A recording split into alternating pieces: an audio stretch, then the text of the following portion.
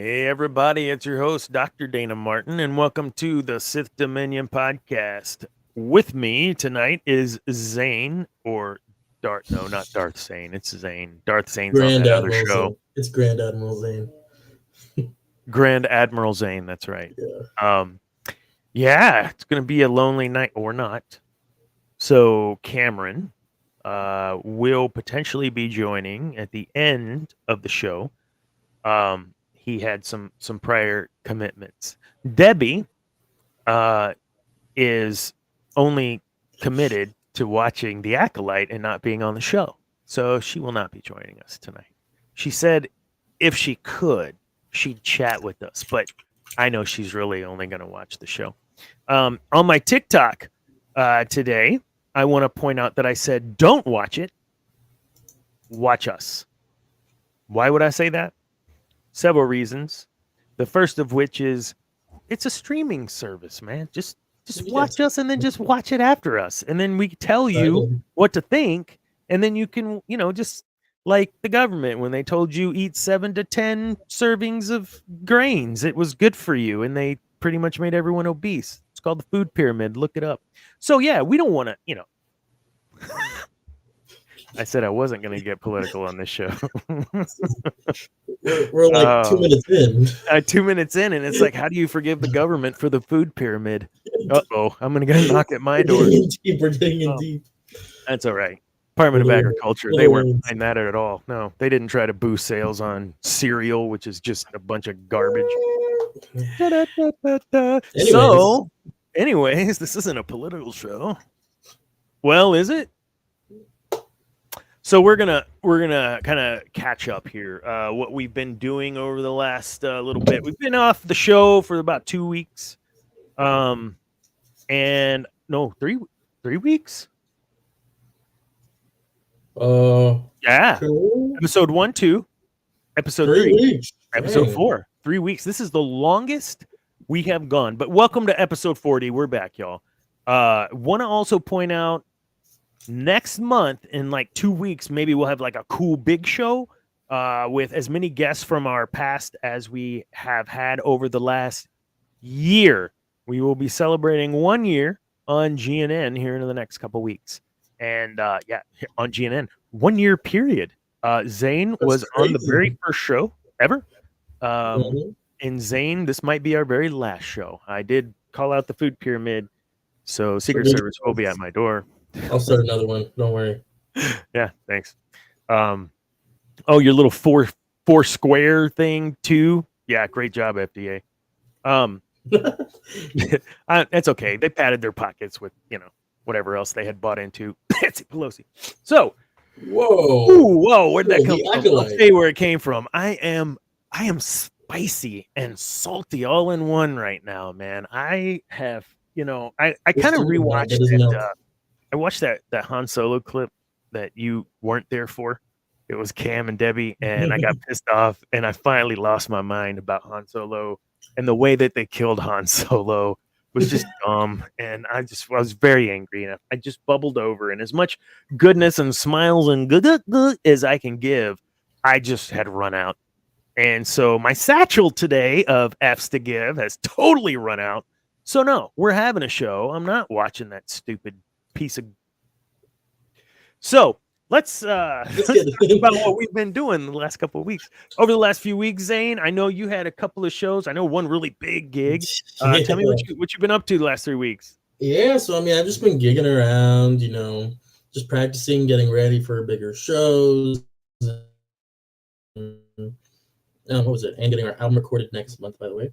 But I had a pretty decent sized one at Chiggerfest up in Driftwood. A lot of fun, saw a lot of nice people there. Springs. Yeah, it is Driftwood. It's near Dripping Springs. But really good turnout. Did you get some Salt Lick? Salt Lick. I ain't any Salt Lick.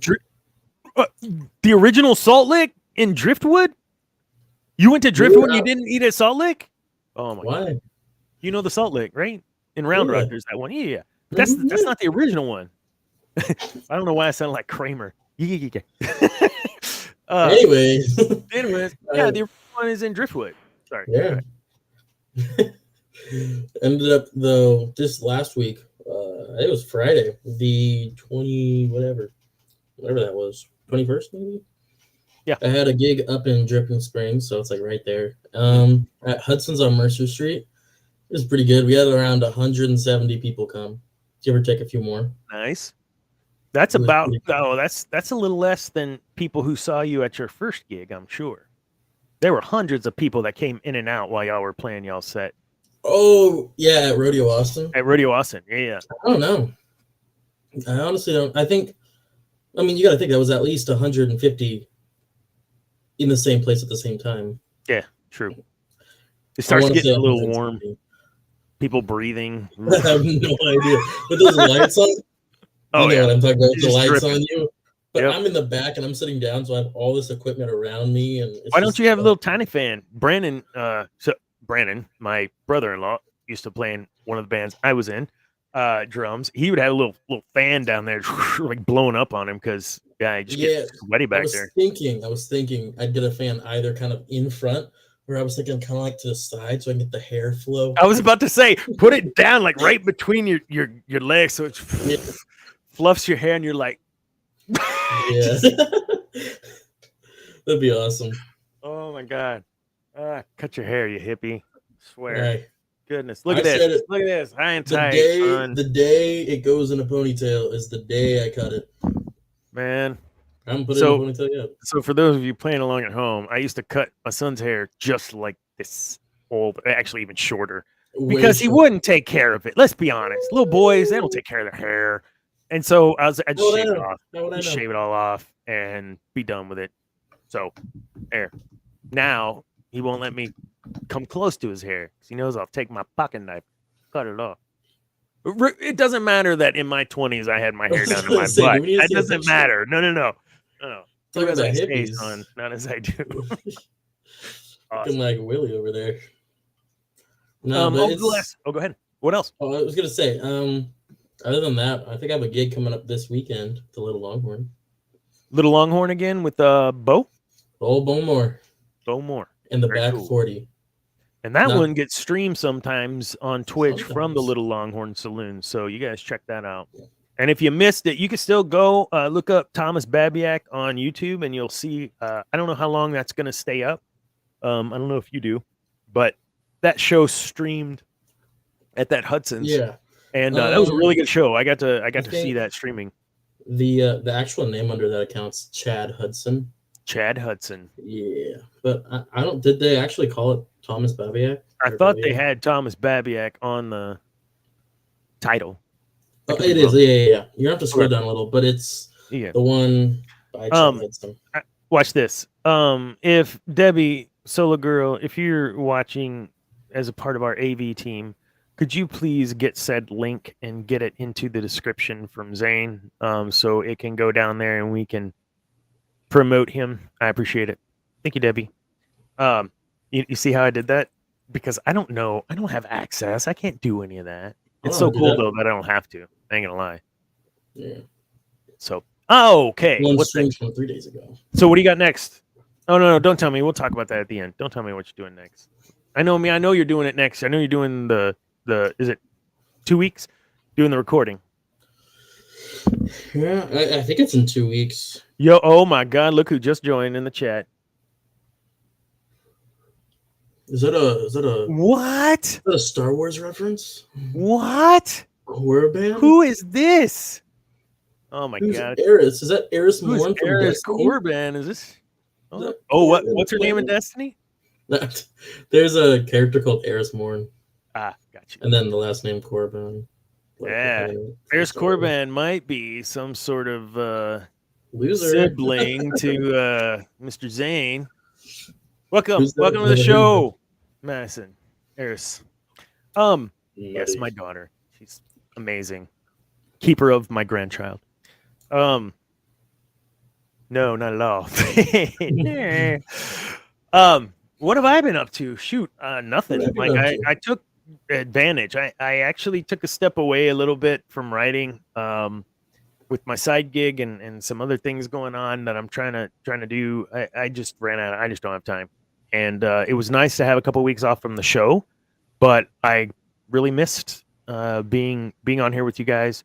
With you, and even though they're not here, those other two characters.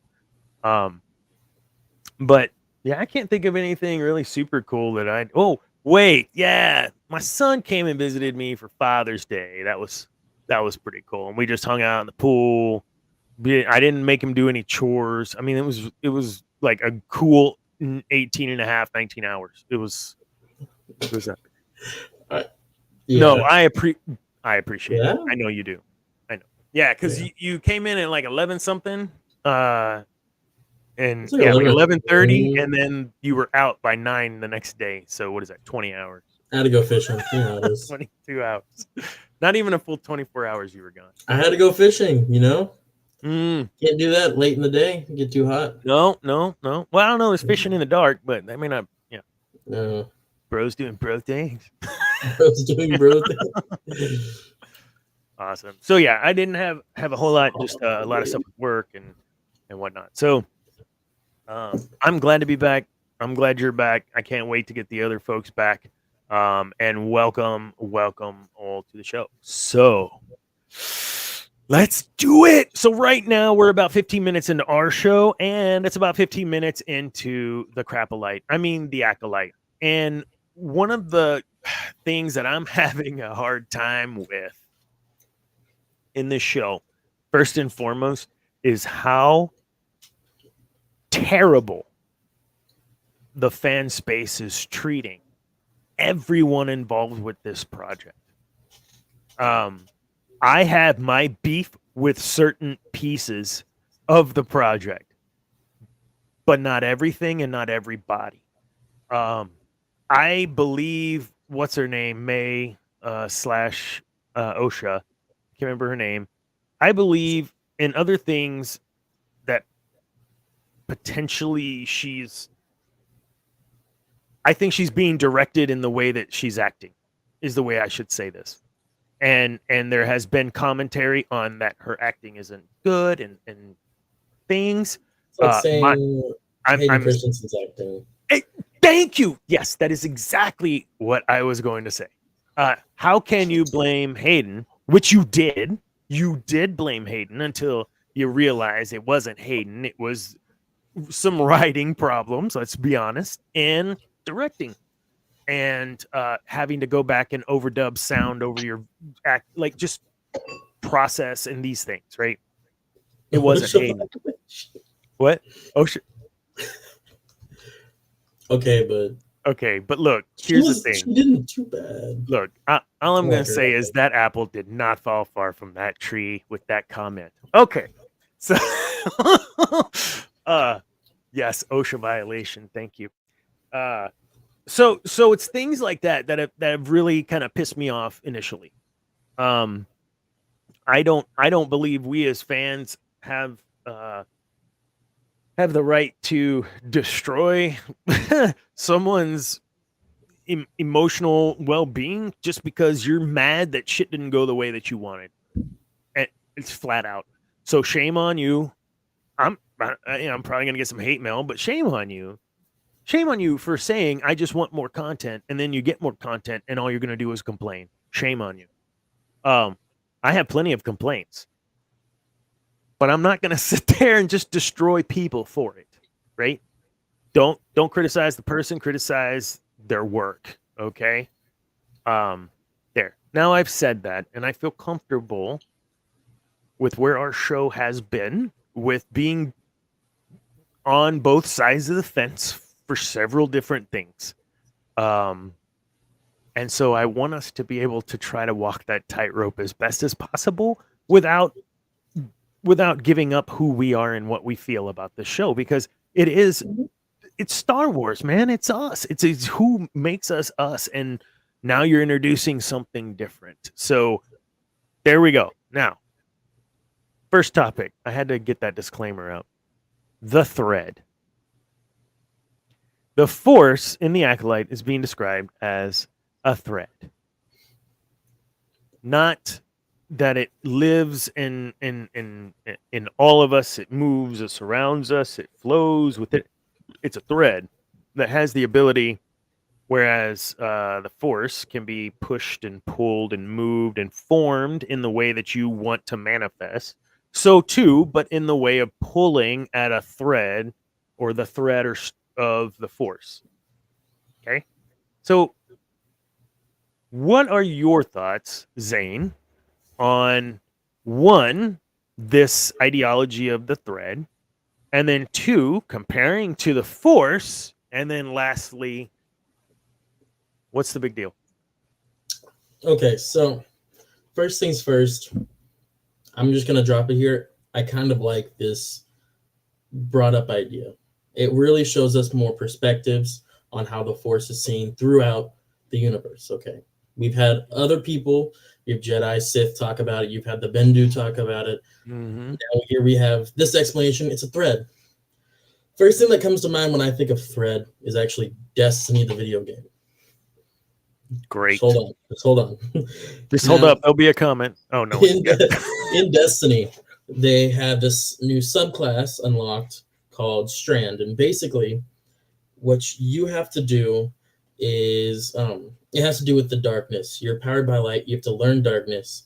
And in this expansion, you learn that the darkness is not something that you can just move.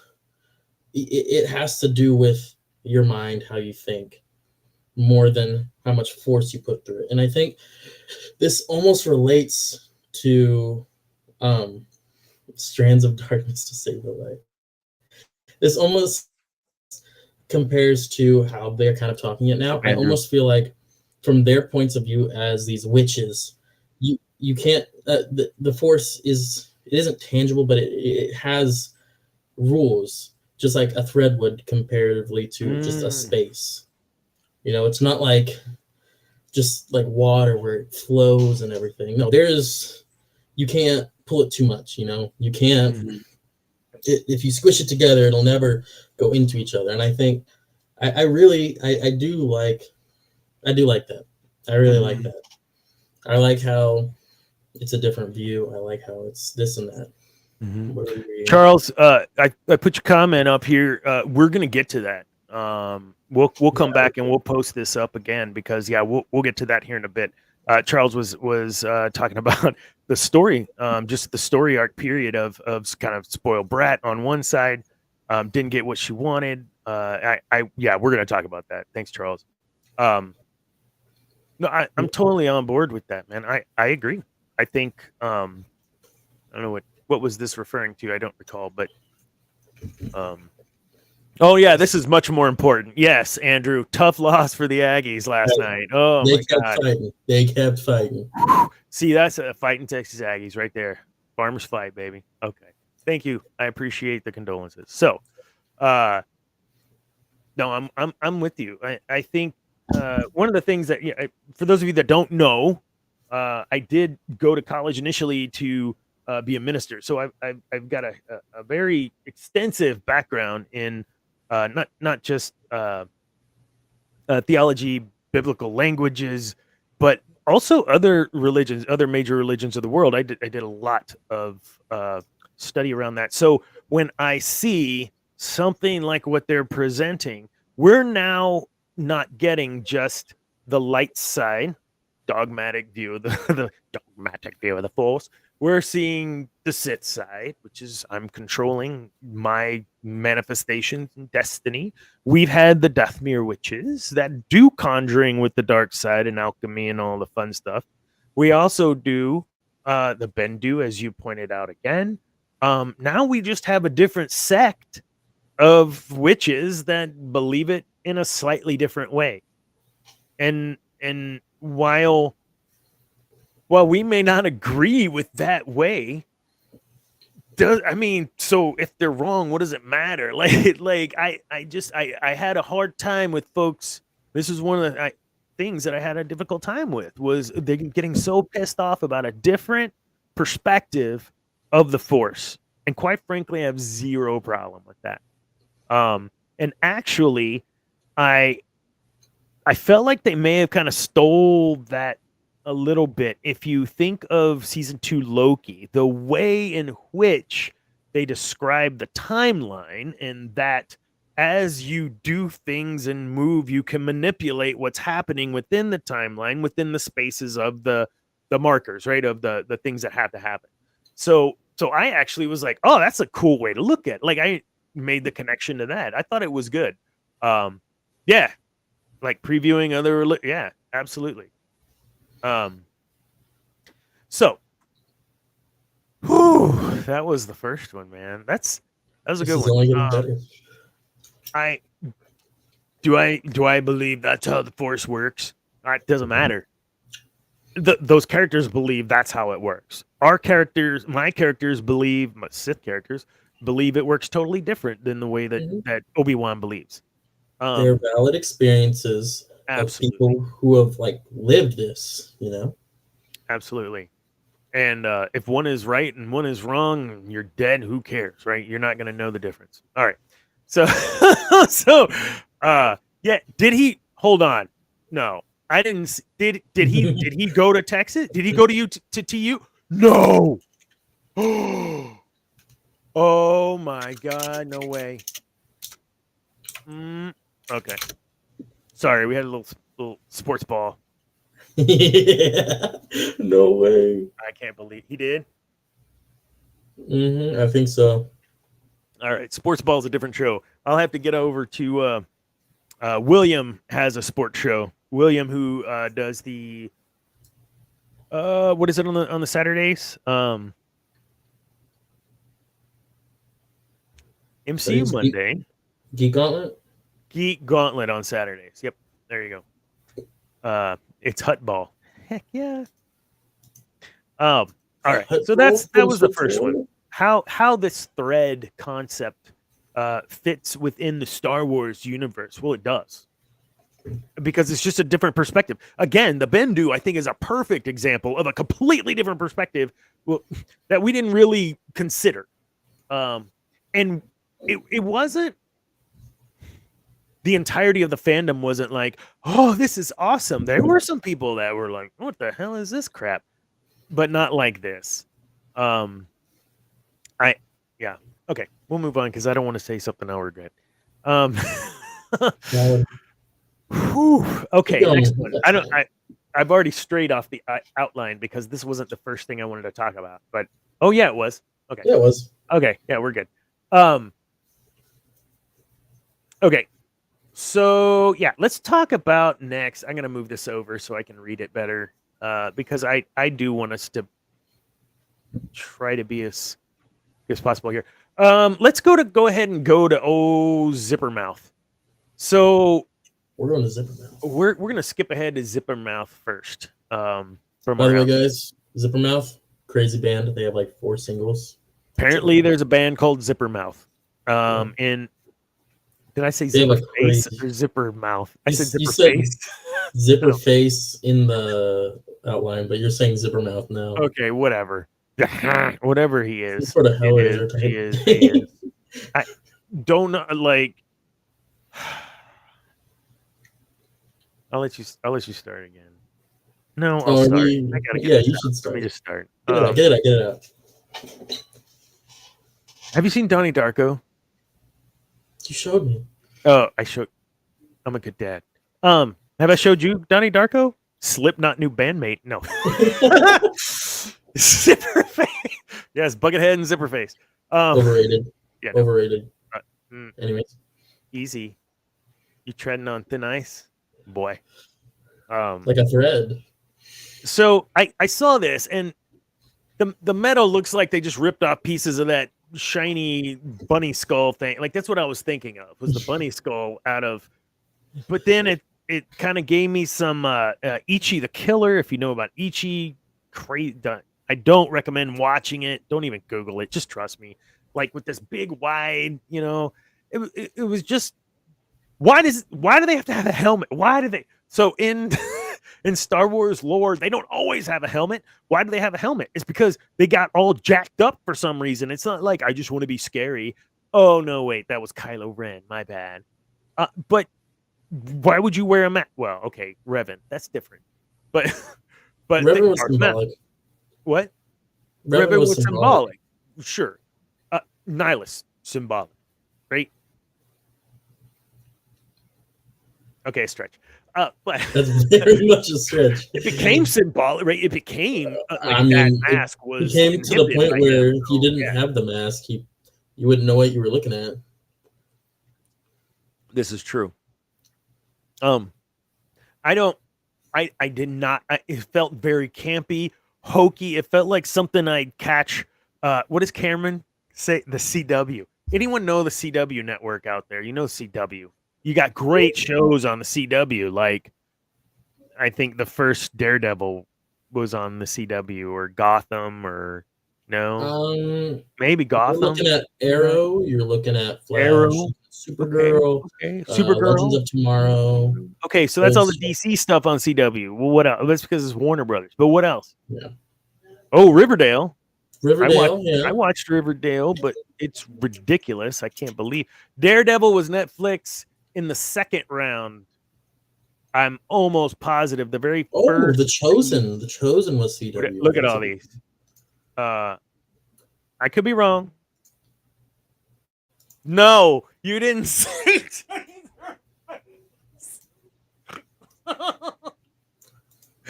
Taserface. I love it. Okay. Marvel's Runaways. No Taserface. That went on for 3 seasons. So I think for me it was too cheesy. It was way too cheesy, man. I didn't really know what to do with that. I did not like Kylo Ren having a mask. For what reason? Unless they come back and say Kylo Ren's mask was symbolic of the Knights of Ren because of this. Now, if they try to tie all that in, I don't know how you're going to do that. That's like 200 years, 300 years difference almost. I don't know. I didn't like the mask. I think it's hokey and campy and dumb. But whatever. I'm not going to not watch it because of a mask. I pose, right? Tell me about You've now seen a situation at the end of episode 4 where people, as we know right now, are alive and see this person with their mask on. Right. I feel like, especially in a time where the Sith were undercover, when he's doing his business, or they, or she, or whoever this is, when the master is doing their business, like, they're going to be fully covered from head to toe. So no one has any chance of seeing them because, I mean, no one knows what is happening. There is no Sith right now. So imagine someone from 600 miles away has binoculars and sees you. You know, I mean, that's not actually what I mean, but I just feel like the helmet has to happen. Because otherwise the secret would be revealed. The anonymity. So there's a reason for the anonymity, obviously, then, right? Is that what we're getting at? Oh my God. Yeah. I mean, is that canon? Is it canon? To face shape? Oh, well, it once was because Luke did it. Is it now? But is it now? I don't know. Oh, Luke did it, and Palpatine did it to hide his true self, but then it's like, no, in new canon he was scarred, and I don't know. That's hard. Like I said, face mask or whatever. Force mask is what it was called. Force mask. And you could use the Force, for those of you who don't know, in Legends, Luke Skywalker used this Force that power where he could manipulate his face. Or no, he did it on someone else. I don't remember. He do it on Han or something. Anyways, you can manipulate your face so that you are unrecognizable. And so, yeah, there you go. Did it to hide his age, hide his identity. Yeah. According to even the Plagueis book, like, Palpatine was only in his, 50s, 60s? He wasn't that old. That's true. But the dark paint does corrupt you. It does corrupt you, which is why a mask could still be needed. I still totally believe, even with Force masking, what he ended up at the end of Revenge of the Sith is still scarred. Because there's no way that all it did was remove his force mask. The lightning. You know what I mean? Yeah, I would agree. But he knew that. Okay, never mind. We're not talking about Palpatine. Sorry. Anyways, in canon, I'm 85% sure that force masking isn't a thing, but I could be wrong because I don't know. But yeah, I think the mask though, it looks like Alien. Mm-hmm. If Alien had a zipper for a mouth. And elongate, it's as if it was, if you go like this, I got you, man. Yeah, totally. But I mean, it's not. It's weird because I don't know how you would see through it. I'm not seeing eye holes. Madam Web was see. I didn't see Madam Web. What's Madam Web? Never heard of that. Are you No. Are you serious? No, you're messing. I know. How did it do in the box office? Oh, I think it's already streamed. I don't even know what happened to it. Yeah, we're not a Marvel show. Yeah. But we're going to talk about Marvel. You and I talked a little bit about this in pre-show, and we're gonna talk about it. You don't. Okay, we're gonna get Madison on here one day. Do you want to join now? Are you able to join? Do you want to jump on the show? Might as well. Hop in. Do you want to just join the show? Are you able to join the show, or do you got like dogs and kids everywhere? Because I can't have you on the show if you got dogs and kids or a Tommy running around. Tommy running around. Tommy, great dude. Great dude. My son-in-law is a great man. So we'll talk about that stuff here in a bit. The Marvel stuff.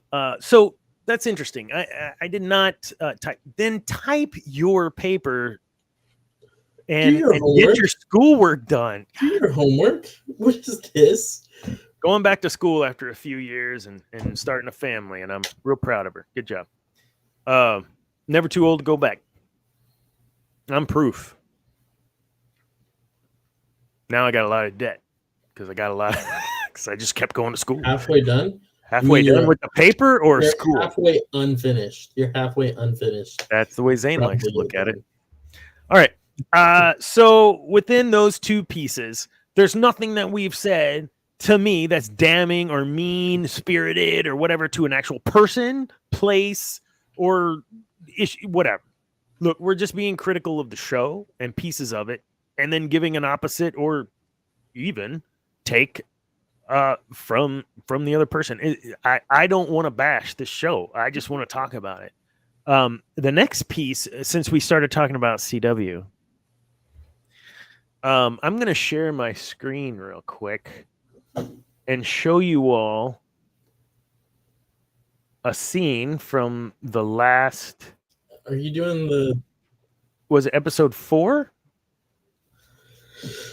With the temple?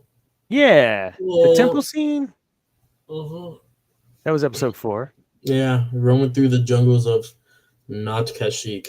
Yeah, not Kashyyyk jungles. Where they killed the poor.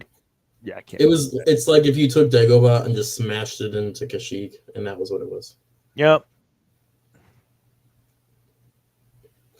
Oh my goodness! I found an even better clip, y'all. Okay, am I not sharing? Okay. Nope. I'm not good at this. No, I don't want to add a camera. I want to share my screen. Get old. All right, I am going to play. It still isn't showing up. It's not showing? Nope. I'm gonna play a scene from episode 4. Oh, it's not. Yeah, it's not. Here we go. Can y'all see my screen? Yeah. Hey. All right, this is a scene from episode 4 when they're seeking out where.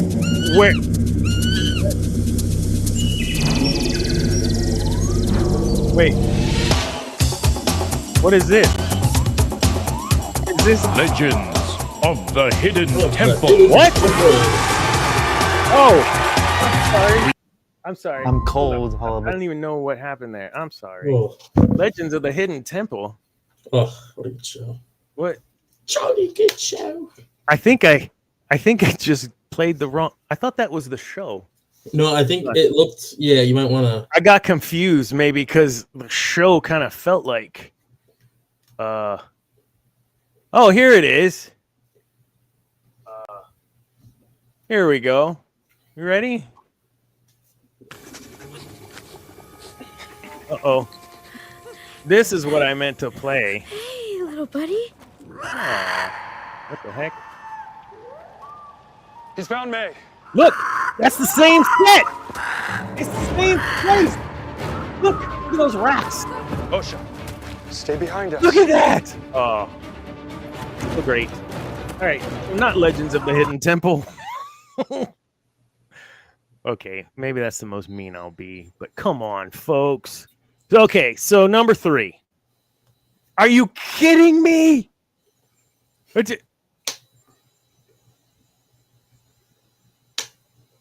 What?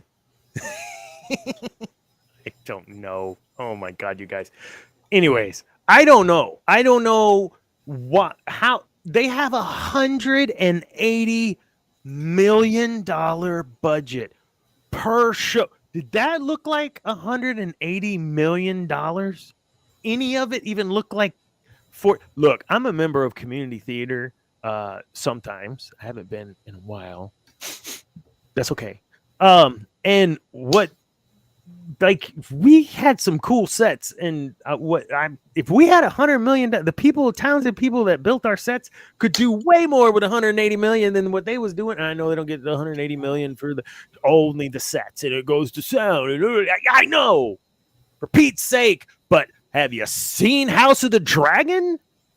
Theirs was almost 200 million an episode, with the same amount of episodes. And have you seen that show with their awesome special effects, their awesome directing, their awesome writing? That just sounds like early Game of Thrones as well. Their awesome acting. Look, that's not.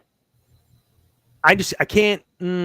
It's the studio's fault whenever your sets look like a Nickelodeon game show set.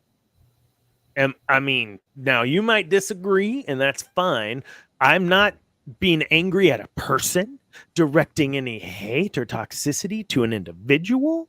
I'm saying the set looks like it's from a freaking game show on Nickelodeon. Okay.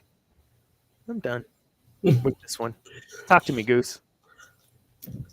I don't know. I didn't see that as that big of a problem. I think at that point I was more focused on the story. Oh, their story? Yeah, isn't that weird? Anyways, I don't know. I was more focused on how the planet as a whole just seemed like a cop-out. Like I said 5-10 minutes ago, it's literally just a Kashyyyk and Dagobah had a baby. Yeah. Smallville. That was a good show. Yeah, Smallville. Well, and they had less of a freak. Supergirl. Holy crap! You thought that Melissa, whatever her name is, was like she was flying. Like, are you kidding? Wheel out the big ass fan and turn it on real quick so it can blow a lot of dust. Like, I felt like it was Dukes of Hazzard or something. Like, it's just some old dudes rolling out some stuff. And then Coruscant. Cameron, I wish he was here. He described it perfectly. I'm not going to be able to do it justice, so I won't. But oh my God, I feel like I'm watching. I feel like I'm watching a very talented individual create a Star Wars space, but in Minecraft. That's what I feel like. No way. No, that's what it is. Funny. That's funny. College production. Yes, college production. No, because even freaking Spielberg and Lucas, THX, the actual student film he did was better than this garbage.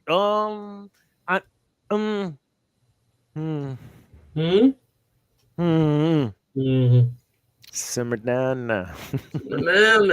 Cameron isn't even on yet. Oh my! So let's get into the story. Where's Charles, man? I gotta see that comment. God dang, that was a long time ago.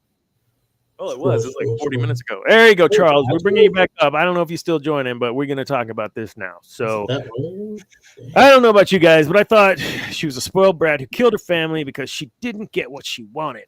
Didn't think story was really good Star Wars plot. I can't think of a Star. It's kind of Cain and Abel-y. If you want to get down to it. Well, that's not what happened, though, right? She didn't burn the entire. No, she burned her sister's book because she was a spoiled little brat and pissed. So she burned her sister's book, which then set the whole place on fire. No, it wasn't her intent, but her little temper fit caused all the damage and killed everyone she loved. And that's another thing. How did they die? It was just all laying there, not burned or anything. How did they die? I don't know. It's because what? She didn't mean to kill her family, and then even then, she had. I mean, I think it was a perfect reason. She was already mentally indoctrinated into this cult. You know, May? May, yeah. May was already indoctrinated into this cult. You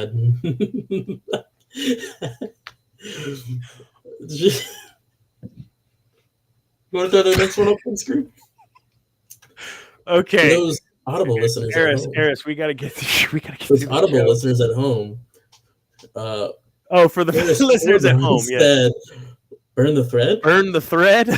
And then fiber is flammable. But yeah, so May, I mean, was indoctrinated into this cult. That's just what happened. And she knew how her mother and surrounding people around, because I don't think she only called one of them mother. Like, she knows what they want. She knows that this is bad. She was told not to do this, or she was told to not join them or do anything like that. Right. And so when you see your sister doing that and throwing away everything else you have, and I mean, we don't know a lot about the show right now, but it seemed like these twins were a pretty big deal in that cult. Yeah. Like, well, that would now we know destroy why. everything. Right? That would destroy everything. Yeah. And what so does that mean? I don't. What do you mean? What does that? I mean, we'll get to that. If the plan was to have two children, or to have those twins, and you lose one of them, you just lost half of whatever you were searching for. That is 50% more work that you have to put in. And so I think that May saw this as if you leave, like, that's it. Yeah. We're done. Yeah. There's, like, you can't come back from this. And so I think she's extremely, may not have been right, but it was valid that she did that, you know. Come on, man. I think I would agree with Charles, though. It was kind of bratty. I mean, just like, I'm mad because you're not going to be with me. So I'm gonna hurt you by burning your book that you put all your stuff. How old was she? Old enough to know better. How old? Old enough to know better. 12. Old enough to know better. How old was she? You were old. You wouldn't have done that. She was a 12-year-old kid. Yeah. Starting to be a teenager. She's starting to be a teenager, right? Yeah. Oh, and you're saying teenagers don't all rules get angry go and out get the violent? window. No, I'm just saying, like, I don't know, man. I'm just saying, like, you look at it, and I can see from one perspective that she would be this, like, brat and hating her family, but you have to recognize that from another standpoint, she's just doing what she felt was right at the time. She was to protect her coven. Mm-hmm. She didn't have to burn the place down. But she didn't mean to burn the place down. She did one action, and it led to the destruction of everything else. Well, and so I would, and that's where I'm like, yeah, but she did burn the place down. Whether it was intentional or not, her intentions were to do harm emotionally and mentally to her sister. And what happened? She did. And then killed everybody. But that's a good old-fashioned Sithy way. We are a Sithy show. And let's be honest, whenever you let your Sithy part take control, sometimes bad stuff happens. What? Well, I said if that's a Sith. I mean, you look at yeah. Oh, I'm just saying we never heard. So yeah, I'm not. You know what I mean? Because think about it. Yeah. Even Ventress ran into that when she would lose her crap and about die. So I mean, would you call Ventress a brat? I think she grew out of that. I think there were parts in Clone Wars where, in Clone Wars where she absolutely. Sure. But she grew. Like we got in. Oh God, see that's another thing is. So I if you've ever watched this show, you know there are certain characters I really love, and Ventress is one of them. And I absolutely did not like her when she first hit the scene. Then we started learning more about her, right? We learned about her past, and I'm like, oh my God, what a well-rounded, well-written character. Thank you, Dave. Did he create Ventress? I don't know if he created her, but he sure filled her out, and I'm digging it. So, when I see that, yeah, she was a brat. She grew out of it. Talia too. Talia was a bit of a turd. She grew out of it. Then died, but that's okay. But to your point, right? I mean, yeah, she's young. She's gonna make mistakes. But she did burn down, and she should be held responsible for that. And she should hold herself responsible for that. And again, 100%. How did they die? I just think it sounded like the comment was made as a way to bash the series as a whole, when I think that plotline itself, if anything, lends itself more to whatever story is left.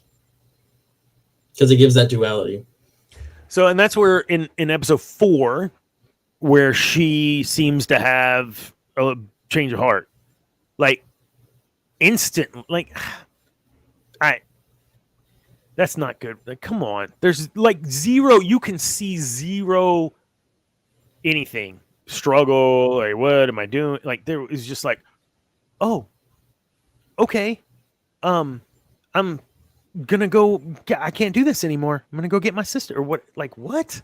It didn't flow, man. Like, it didn't jive with me. It just seemed very pushed, rushed, bad writing. Again, I didn't like it.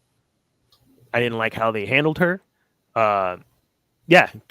Absolutely. Come to the Force thread moment. Character development is a real thing. Adds up. Yeah, absolutely. And it sucks whenever. I know I've said this and I keep saying it. I wanted to like the show.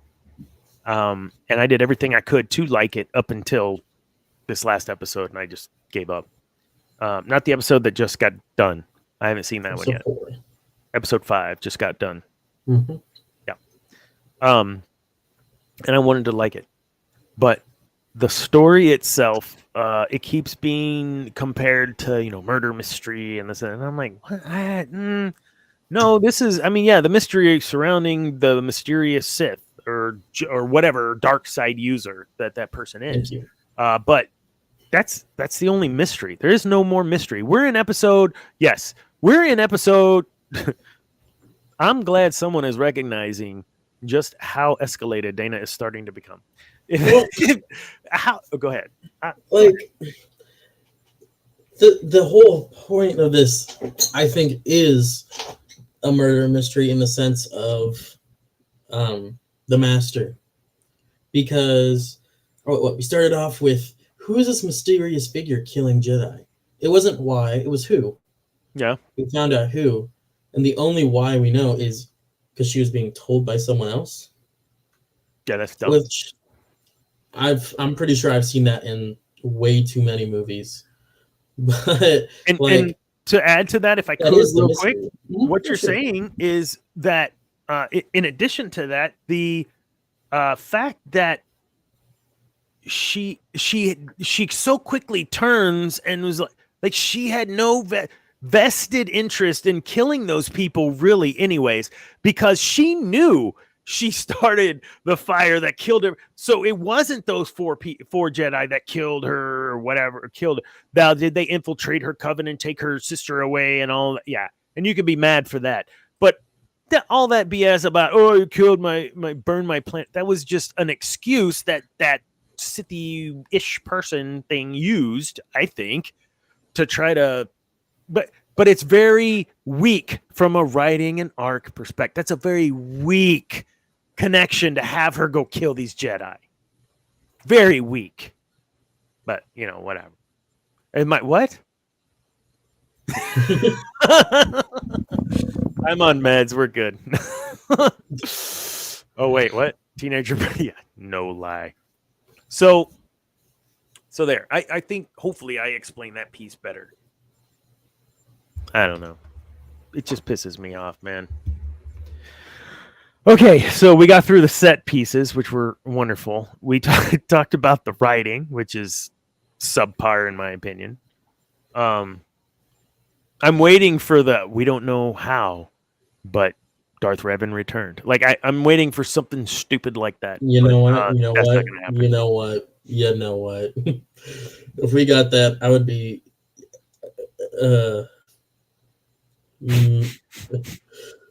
Never mind. Yeah. Oh, yeah. We're gonna get to this part too, man. Like this whole Oh my god.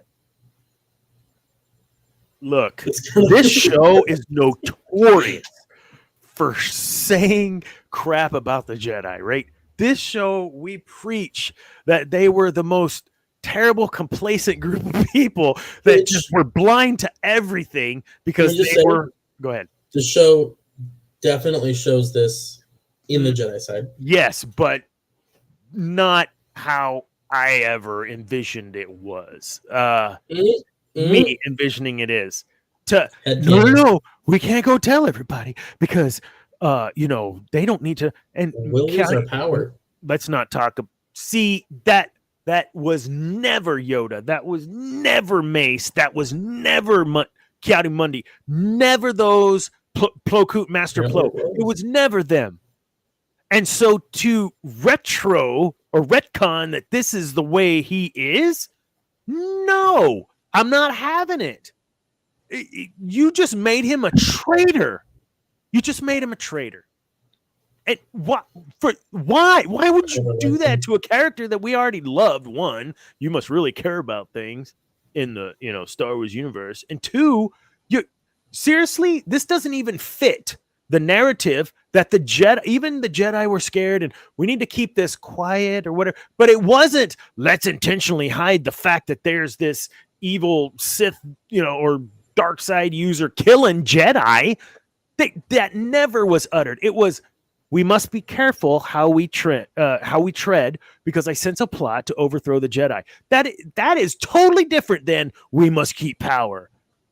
Totally different. Okay, god dang it, my blood pressure is high now.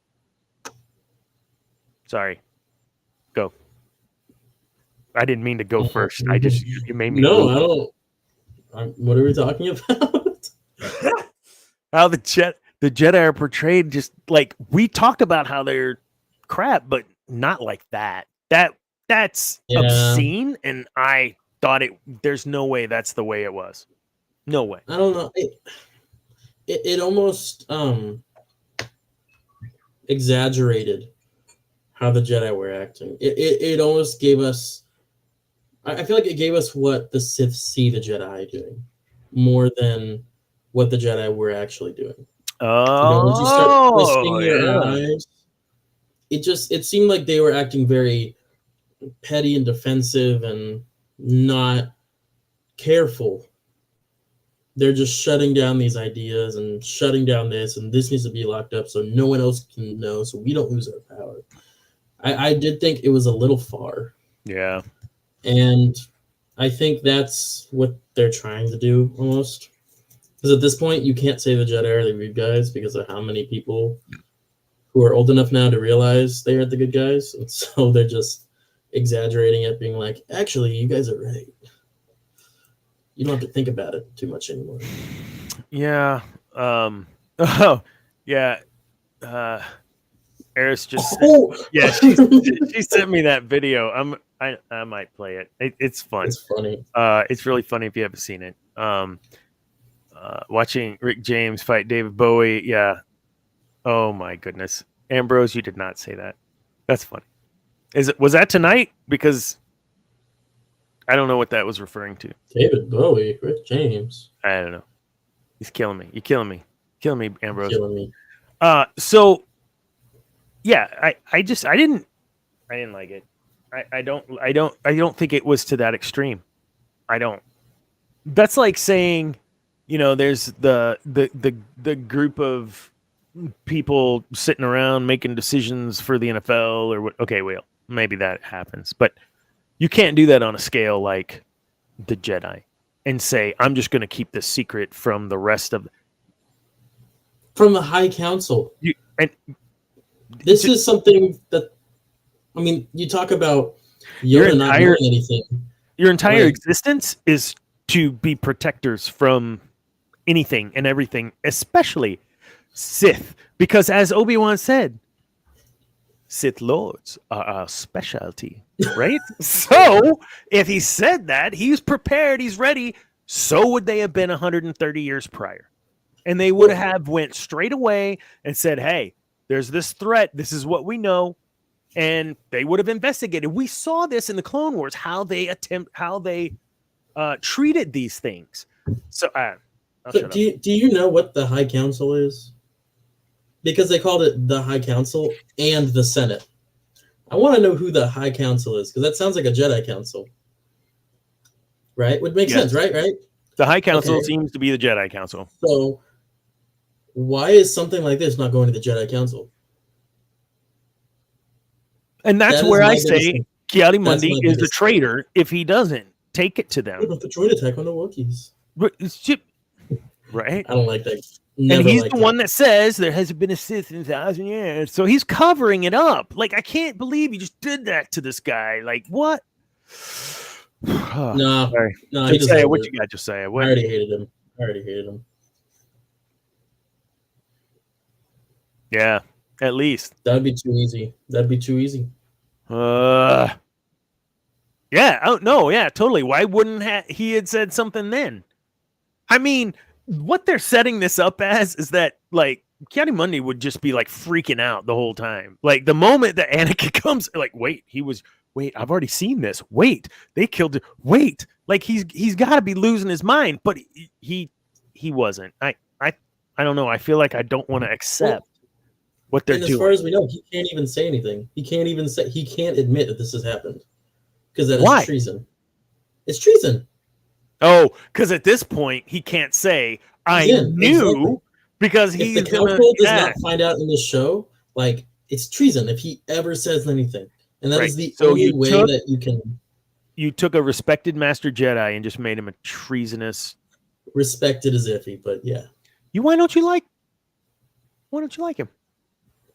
He was a dick to a lot of people in the Clone Wars. Oh, in the Clone Wars? Well, look, listen. Yeah. No, exactly. I'm retconning. Yes. It's not a retcon, guys, if it's headcanon. It's in canon now.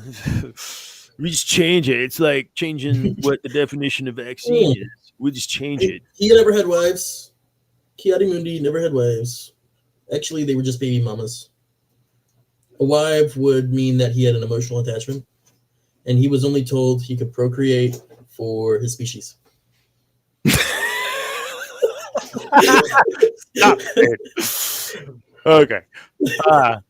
We're at 1 hour, and we're only halfway through, so this might be good. We might have enough time. Josiah, why don't you just text that fool and just tell him hurry up with his softball game or whatever he's doing. All right, next. So pardon me. Let's move on. Madison, can you shoot that link to me on Messenger, please? So I can, or if you want to share screen and play it, I don't care. But just someone send it to me in Messenger. And we'll play that clip too. So, I missed it. Sorry. Relax, everybody, chill. Oh, that's zipper face. Oh yeah. Sippermouth. Sipperface, Calimundi. We just talked about the deception of the Jedi. We just talked about, man, we just inadvertently was going through this and we didn't even know. Look at that. Yeah, there's so much to talk on this. We're still trying. There's still more. Well, and then if, Cam shows up here in the next few minutes, we'll have to do it all over again. I sent the video. Master Torben, I thought this was very interesting, and I could not believe a Jedi would do that. I'm going to say it. I do not believe a Jedi would take their own life, period, unless it was a sacrifice for billions of others. Let's take even 4 or 5 others, or even one other, like, I'm going to cry. Dude. Okay, so Kanan gave it all, right? Let's just 1 second. Kanan gave it all. And that was a sacrifice. That wasn't suicide. That's different. Okay. Shit. No, Ambrose, no. He's Torben is the Dollar General. Torben, according to the Wikipedia, this is where I'm getting this from. Okay. It said that, and I quote, he took the Barrage vow and would eventually enter a silent state of meditation. Right. And that was following the incident on planet Brendok. So you call him master. He basically did nothing after. He basically sat there and meditated.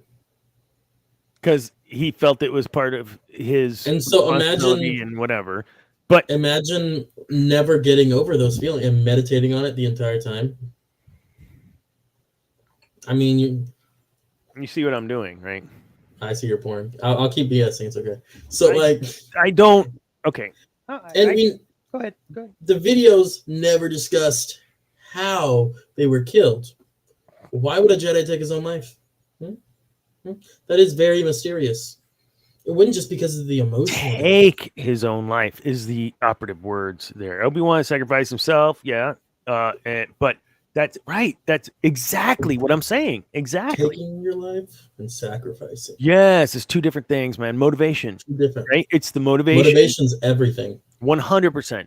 And what's their motivation in Disney right now? Just run everything in the dirt. Cool. See. Kanan sacrificing himself is different. He did, yeah, exactly. And again, I can watch this. I'll watch this scene like the same way I watch the YouTube video, The Tragedy of Snape. If you haven't seen that, where they put it all together, oh my god, dude, oh, so good.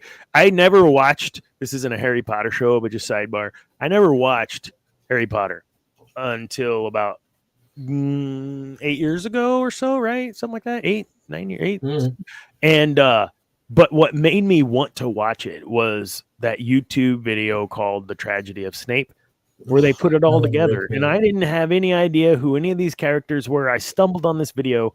Just go watch it. If you like the Harry Potter world stuff, go do it. It's awesome. So I feel the same way, though, about some of the stuff in Star Wars. And some of that being the sacrifices that people make on Kanan. That is not Star. I don't care if you're a fan of Star Wars or not. Like, how can you not get emotional watching that scene? Like, it's amazing. So, I do have a hard time with the Torben suicide because that's not a Jedi. That's not a Jedi. It's not a Jedi. Not a Jedi. I get he's in this mental state or whatever. It's not a Jedi. Because a Jedi would have totally done that differently. I'm not going to say what they would have done because I'm not a Jedi. But I just don't think they would have just sat there and meditated because they were sad. I think... Come on. You saying that the Jedi wouldn't do this is like saying the idea of this is amazing. Well, look at... You see how he froze there? There's a reason for that. Oh. The idea of something, right, it's amazing and it works. Well, look at the people who are doing that idea and using that idea. I know people are fallible. Has it worked? I get it. Has it worked previously? Now let's look at the Jedi. Yes, we know what the Jedi are supposed to be. There are members who do what they're supposed to. However, as we have seen, there is already some sort of sect under the High Council who is hiding a potential Sith Lord who is murdering Jedi. And you're saying it's too far-fetched for one of them to want to take their own life? I think it's that green chick. Like, she pisses me off. Like, no, we can't tell anybody. Shut up. I don't like her. I don't like her. No. Listen. She's gonna make it through the whole show. In a Fortune 500 company. Like, I get, not everybody is the cookie cutter. Like, I get this, right? But there's no excuse. Sorry. I can't even articulate what I'm trying to say. I'm so frustrated. I'm sorry. I'll shut up. The original Star Wars drew heavily, scriptures, religions, and all of those themes. All of those themes. And there's been very documented. What was the there's a book that's really good. The Power of Myth. Is it really? Okay. Sorry. Does it get loud? My bad. There's a book called The Power of Myth. Power of Myth. That's the one. Thank you. It's kind of what George Lucas, I'm pretty sure, is what he used. Yeah. Oh, yeah. He mentions it. Yeah, absolutely. I recommend reading it. It's very informative. So, at the end of the day, no, I don't like the way. Well, Sifo Dyas, what? Okay, hold on. I got to pop that. Did Sifo Dyas do it? No. Exactly. No, it was someone under the guise of Sifo Dyas. That was misinformation and a potential disguise. I don't know, whatever links they went to cover that up, to push them in a different direction with their investigation. Because, yes, exactly, they are detectives. They're not warriors. The Jedi, they're peacekeepers. They're police, detectives, whatever, right? Just look at the peacekeepers from Hunger Games. That's them. Is that? I don't know. I've seen that once. I don't even know. Okay. Like the Praetorian. No, not that. Not the Praetorian. Okay. Yeah, the peacekeepers from Hunger Games they're basically like stormtroopers. They keep the peace. I love this. Yes. But I just say they made Soul one of the most relatable characters. Oh. Okay. Out of all characters, so this is we can go right into Soul. I'd love to talk about Soul. Please. I'm getting about it. I love that character. I love everything about that character. I'm just getting to the point though where I feel like they're not gonna let that character be what I think he should be, because I'm that fan that thinks it should all be awesome. I do not believe they're going to allow him to be a hero. I think they will show him extremely vulnerable. They're showing that pathway right now of him being more and more vulnerable to where he will either get his life ended or he'll do some sacrifice for whatever. But Soul will not survive the series. No way. They would not, writing would not allow that to happen. He was very well written from my perspective in the first 4 episodes I've seen. Clearly, I haven't seen tonight's episode because I'm here with you all. And I love the actor in the Squid Game. That's all I've ever seen him in. So I don't know. I do know his effort that he put forth to have this role. Learned English for the role for his lines, at least, if not more, within 4 months, I think. So. I love this guy. I love everything about what so far they're building him to be. A Jedi on the cusp of compassion, to where his compassion may be his undoing. And that's what I'm afraid is going to happen to him. We haven't seen that episode, by the way. I don't want to spoil anything because I haven't seen the episode. You haven't seen the episode. Don't check the IMDb, please. But it really pitted the end of the episode really put it to where, headcanon theory, he is going to be the one that falls.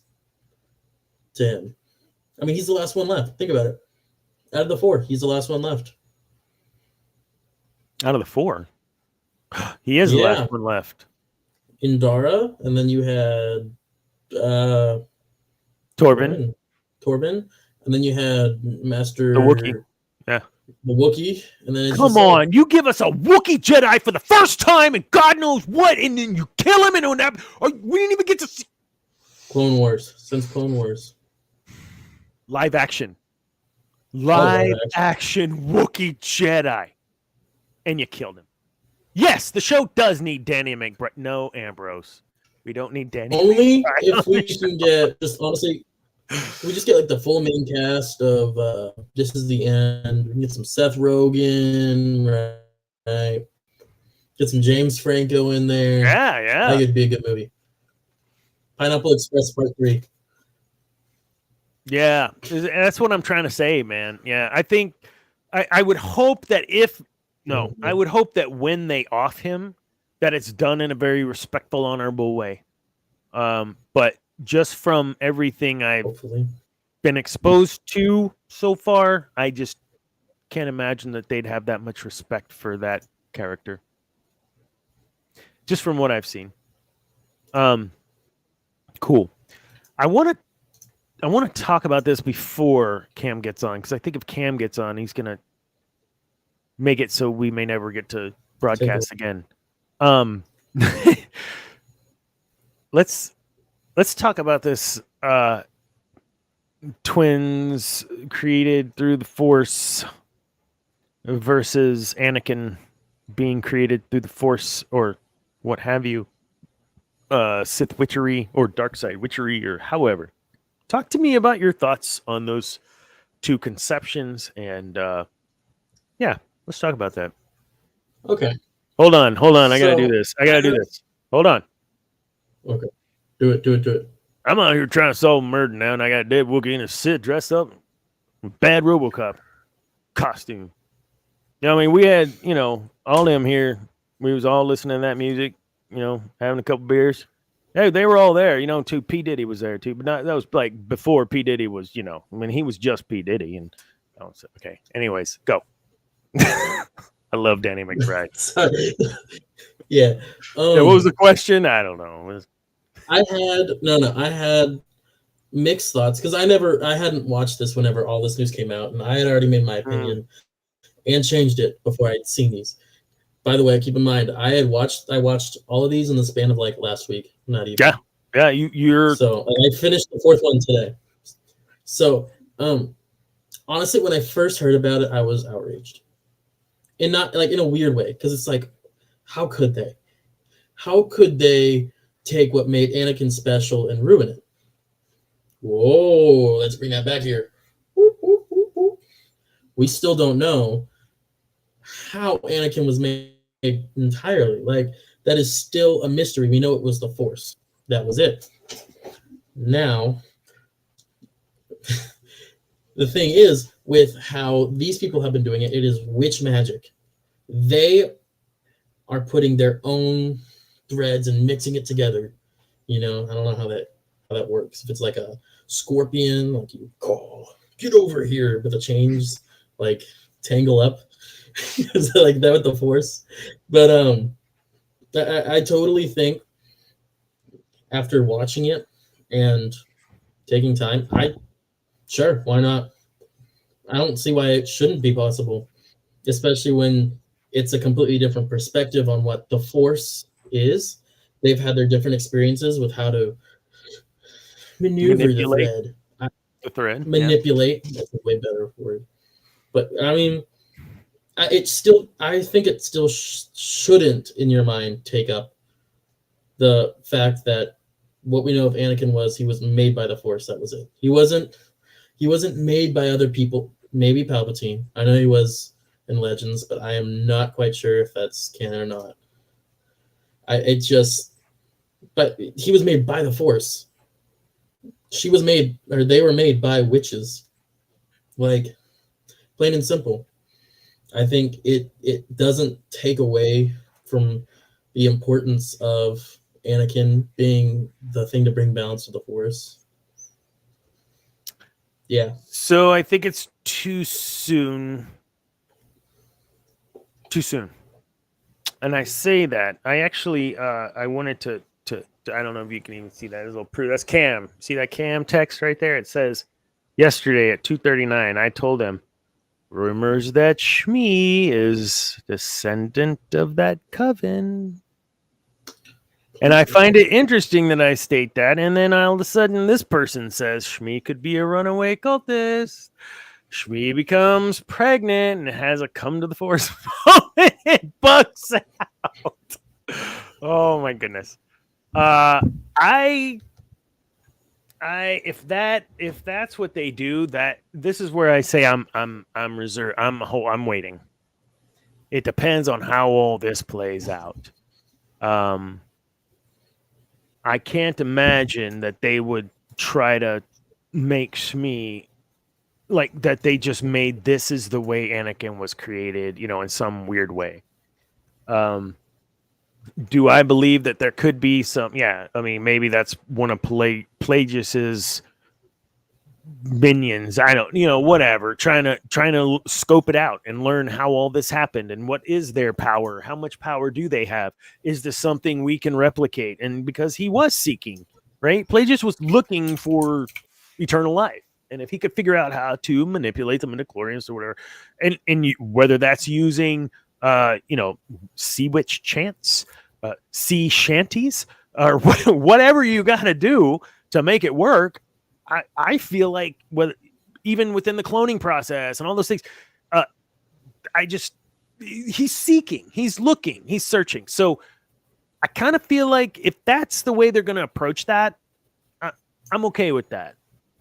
But if they turn it into no, this is how it happened, and this is how I'm not gonna be happy because it is zero about what they've told us. And it doesn't cheapen Anakin. No, it makes him irrelevant. If the Force did not create him in Shmi's belly, then he's not the chosen one, because the chosen one, the prophecy is the Force creates this within, not witches create within, or coven, witch that escaped or whatever. No, the Force create for balance. That is out of George Lucas's freaking mouth. The Force created out of the need for balance.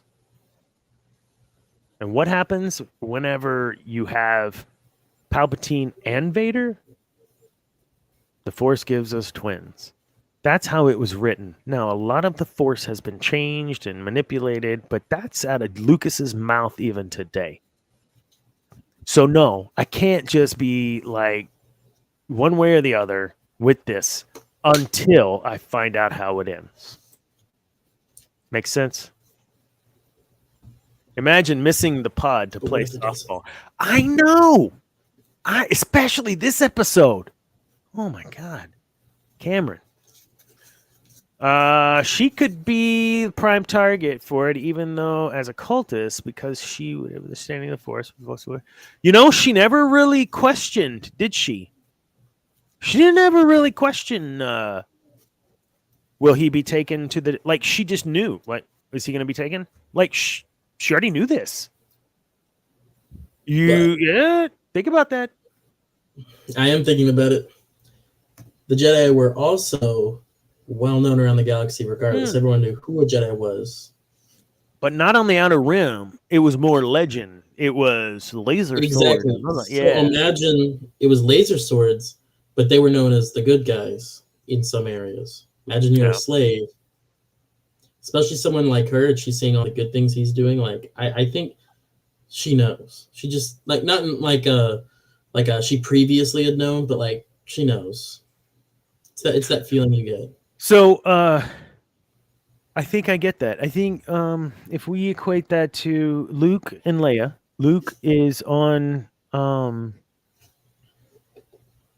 what is it? The moon of Endor, talking to Leia, and he says, the Force is strong in my family. My father has it. I have it. My sister has it. And she's like, you, Leia, you are my sister. And she says, I know.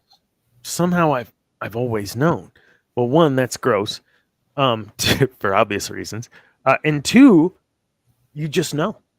I think that's what you're alluding to. Like Shmi would just, okay, I get it. Like just like that.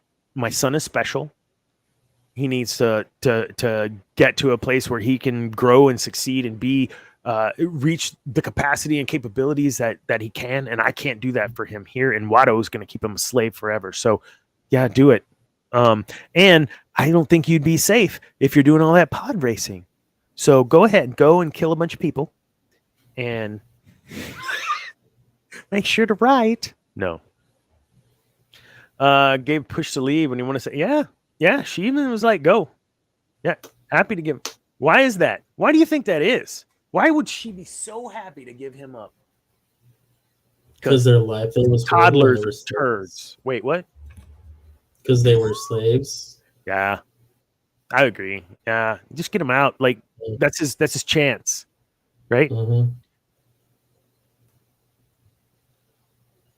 It would be like if I had a record deal. If I was in a band in high school and I got a record deal for these people in Los Angeles, it would either be, no, Zane, you're too young, you're not going to go, or screw it. If it's going to happen, it was going to happen now.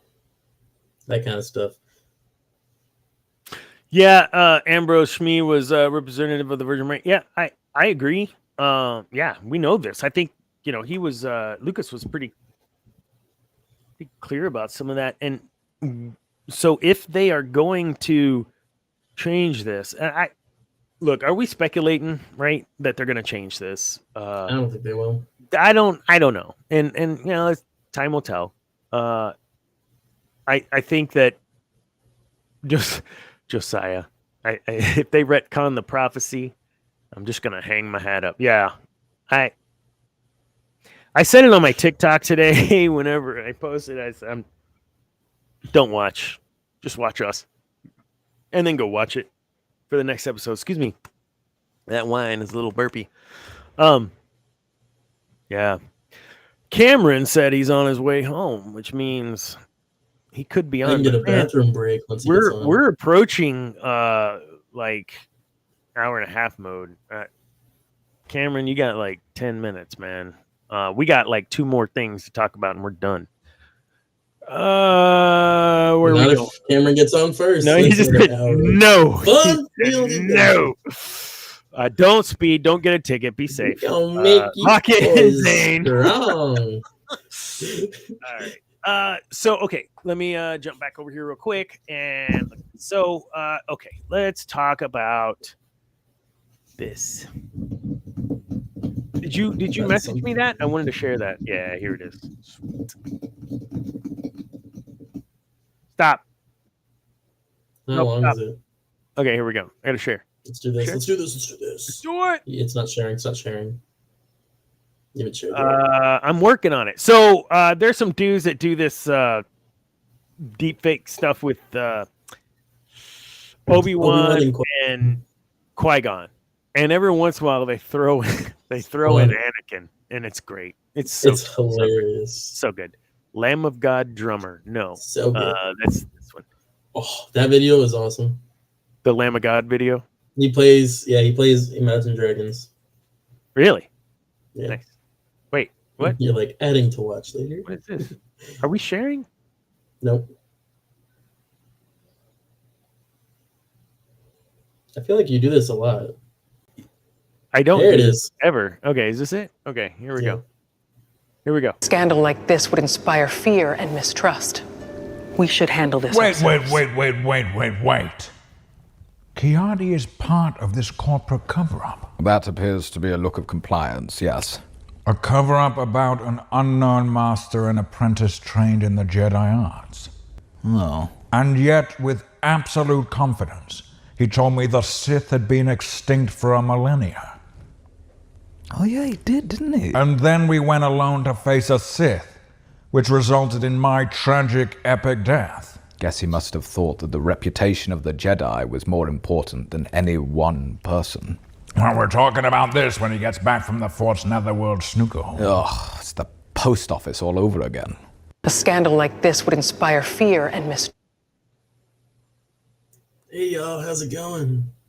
Where's everybody? Oh, what happened? Okay. Look, he's not wrong. And we're all thinking it. And we talked about it. About it. Come on, man. No. I think, look, it's like if you take it's like when you take Kennedy. Okay, Kennedy, like everybody loved Kennedy. But like the more years that come on, it's like he wasn't exactly like the most trustworthy dude and did a lot of shady stuff and people hated that, right? They hated it because it ruined the image that they had of Camelot and Kennedy and all the things, right? Maybe it's a little of that. Maybe it's I'm a little protective of what I grew up with, and even in my young adult, seeing Kiadi-Mundi as on the council, seeing him get chopped down by his clones, like just no. And I can't. It's hard for me to see that picture and see and know that he lied. If that's what ends up, I mean, I don't see any other way. There is no other way this can play out. Because Yoda's alive. Yoda's he's 900 in the High Council. Yes. They wouldn't know about it though. Remember, they're covering it up. They explicitly said not to tell the High Council because they're going to tell the Senate. See, and that's the thing, right? If he may have two hearts, but he's still heartless. Oh, stop it! No, that's like would you like it if Plo Koon, Master Plo Koon was turned into some turd? Whoa! Kiadi-Mundi will never be no Plo Koon. No. Exactly. Kiadi-Mundi is no Plo Koon. Kiadi-Mundi is always worse. You can't say Plo Koon. And Cam isn't even home yet, and he's already starting. 180 million. You don't even have the budget to do Yoda. Be glad they're not doing Yoda. Oh my goodness! You know what? This might be the first night that we do the after-hour show. That's not streaming on YouTube, but we'll be streaming from somewhere else. Word on the street is Dave said no to using Yoda. Well, if that's true, smart idea. Protect everything you can, Dave. And I'm not talking, please, no Muppet Yoda. Hell yeah. Yep. Yeah. Cameron, if you were here, you'd know we already talked about that. Maybe instead of typing, you should be, I don't know, driving. Hey, buddy. Keep your comments to yourself until Yoda. So save them. We need them. I feel like so far we have not, I have not bashed people. Okay. I have not bashed a person, place, but I have bashed a thing from time to time. But I've also given it credit where it's deserved it. Dave is just as much to blame. Yeah. He did sign off on it. But is this where we think Dave might be just the figurehead, right? What we all thought was going to happen. That he would have some say, hey, you can have Yoda, but we're going to destroy Anakin. I mean, I'm not saying that's what it is, but it feels that way. Okay, so no, I don't feel that it's going to cheapen Anakin as it's written right now as what we know. Is it possible that they may do so? Sure. Is it possible that they have some sort of thing in play of Shmi? I hope not, where she's, part of this coven, because, yeah, George said. But I'm going to bring up a really controversial thing here that my son and I don't even agree on, okay? Spill it. So George Lucas is the creator. And the creator says, this is how it works. The Force. This is how it works. Anakin. This is how it works. Balance. He's the creator.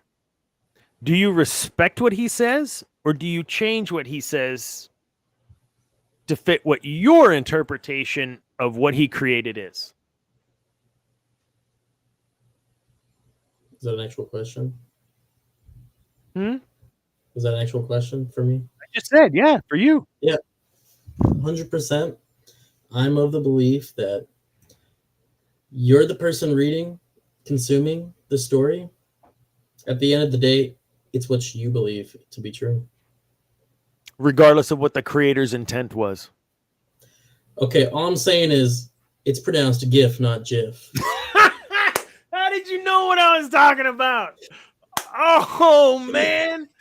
Yes. Well, because you don't call him Jod. Yeah, and you don't call it Scubba. I mean, we could go on forever. Yeah, the creator's intent. I use that as the joke, right? But it's true. Because it's a joke. It's true. The intent of not the GIF, but the creator of Star Wars has laid out a framework.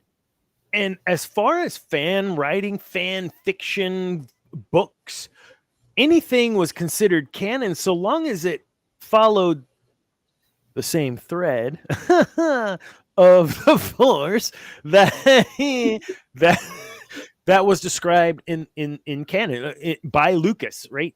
So Lucas Arts, Lucas Books, or Del Rey Books at the time, things were blessed. Not like that he would read every single thing and be like, yeah, that's good. No, but certainly there was a certain respect for the creator and a certain, we understand what he's trying to do and we want to grow and create, help him create this ginormous universe. That's not what's happening. That's not what's happening with Ahsoka. I enjoyed Ahsoka somewhat. There's a lot of stuff I did like, some stuff I didn't. I enjoyed Clone Wars, some stuff I didn't. I enjoy the content for the most part. This is something entirely different because it's hitting on levels that made me who I am. And that's why I believe we collectively are not happy. We collectively, the fans, are not wholly happy with this show. What do you got?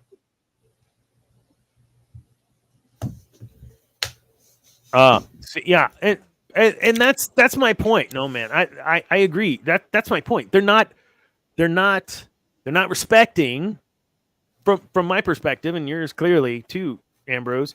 They're not respecting the creator and the creation. Look, regardless of whatever you believe in a religious, spiritual world, if there is some sort of creator, why would you just go take a crap in the middle of the yard? Whatever. Like, why would you do that? You're not being a good steward of what you've been given, right?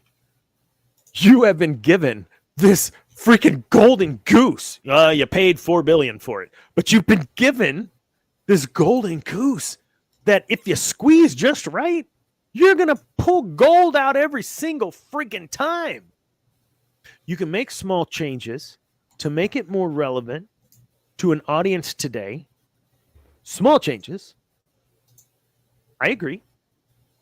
But you can't just totally rewrite everything that the creator intended for your own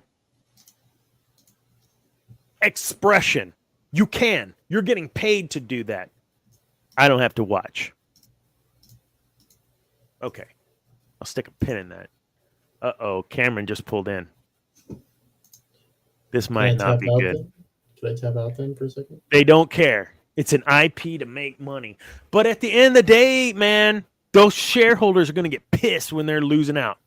And they're going to scream. And I know this firsthand from a couple of companies I've been a part of where we've made decisions based on some shareholder noise. So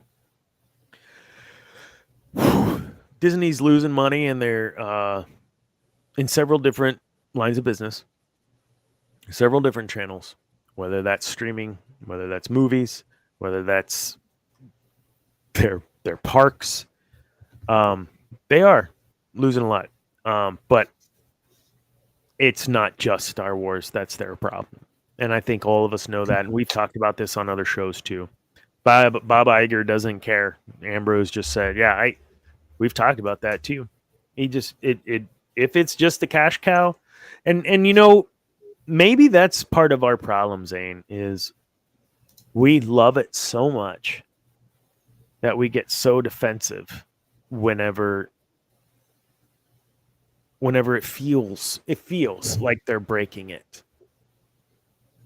I did not mind episode 10, right? Yeah. No, 9. I did not mind episode 9 very much. It was okay. And we've talked about how they really screwed the pooch in the second and third one. But there was a lot of respect. There was a lot of throwback. There was a lot of homage, if you will. And while we appreciated that, I think we were okay if they moved the story. We weren't too thrilled with having Starkiller Base, and okay, we've already seen this, right? That's the way our fandom was. You weren't born yet. Yeah, you were. When did that come out? 2012. No. 20, I don't know. Whatever. 2015. 15. That's right. Oh no. Is he in line? Not only do we have him joining, we have hot sweaty Cameron joining. Let me in, man. Where's my camera? No, here, average Is Joe. he start?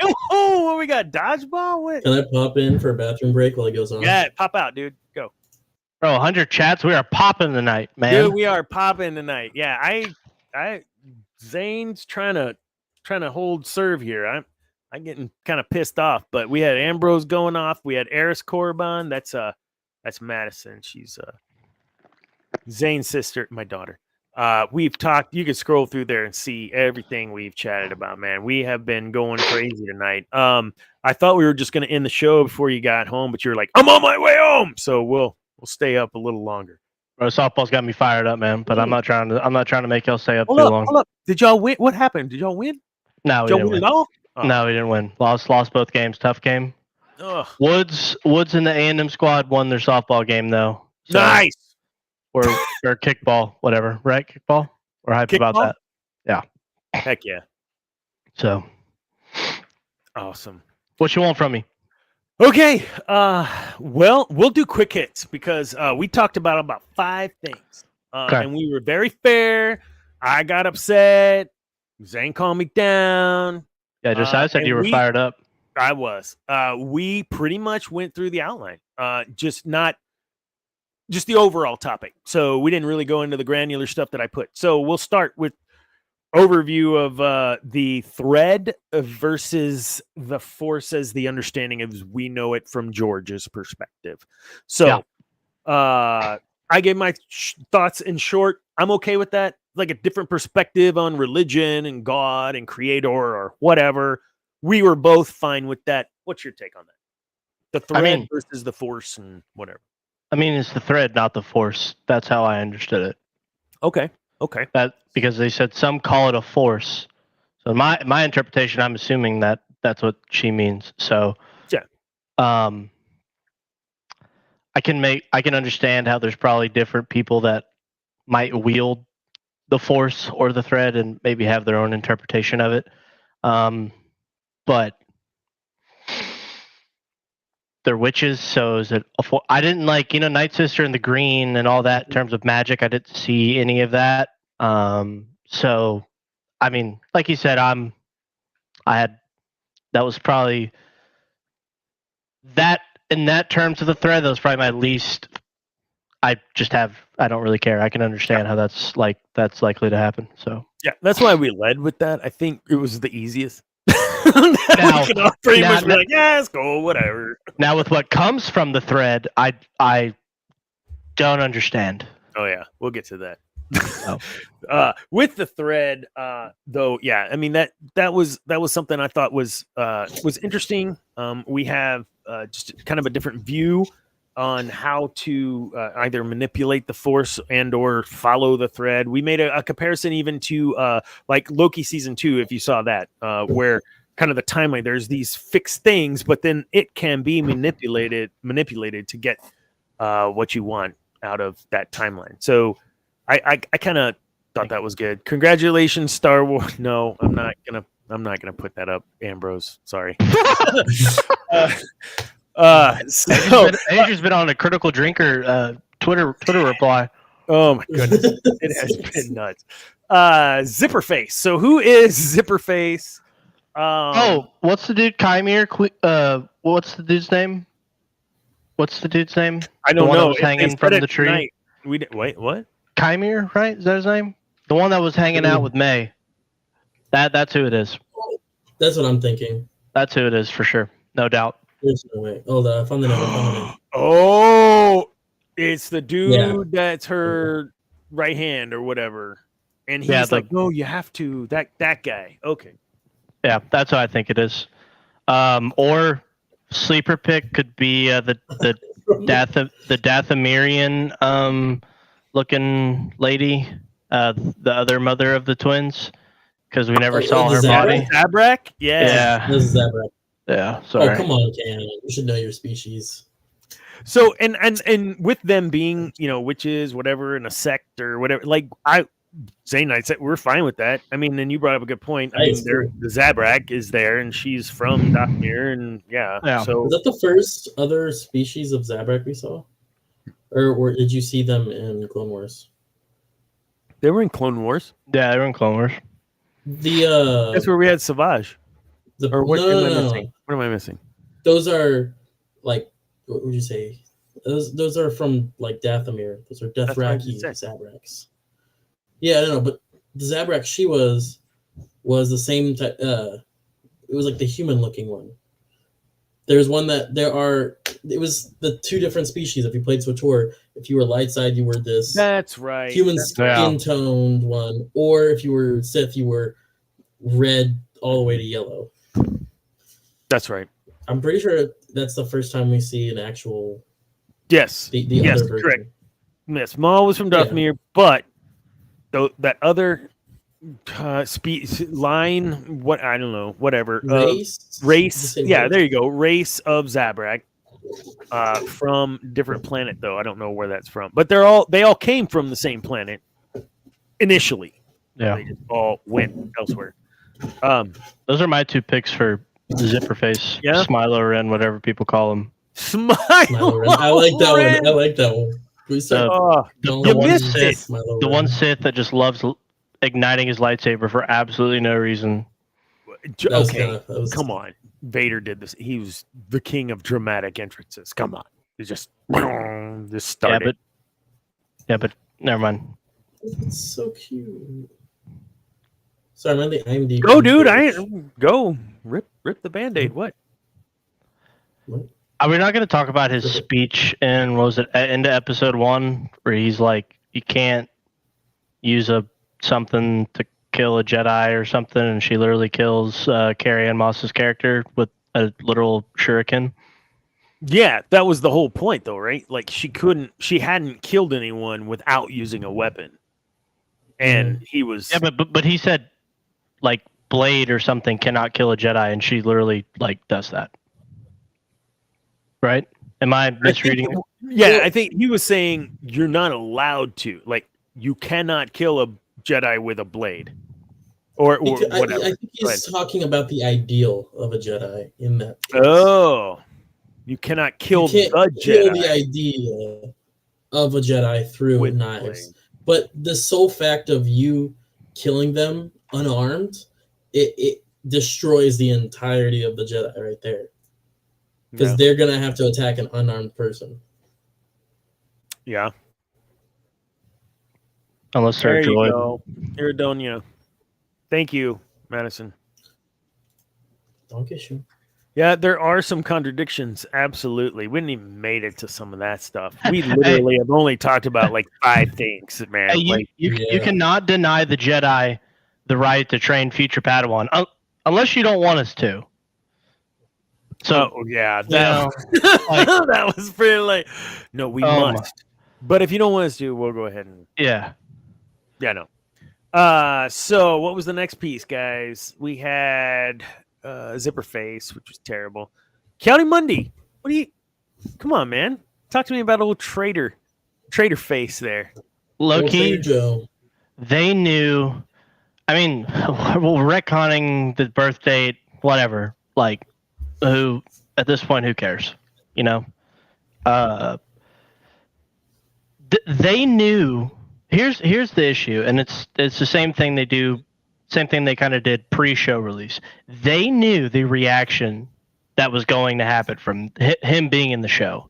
Yeah, they knew that, and they still did it anyways. They could have chosen anybody, and they put the one person that says a very key line in Phantom Menace. Mm-hmm. And like it's some of the issues that I have with Star Wars as of late. They just like, we know a lot of fans are going to hate this, and we're just going to do it anyways, because if they don't like it, then they're not real fans and they shouldn't watch our stuff. Yeah. I mean, you shouldn't write for the fans. I agree. You should write for the story, but you shouldn't change the story knowing I'm just going to do this because I know it'll piss off the fans. And that's kind of what I'm feeling right now.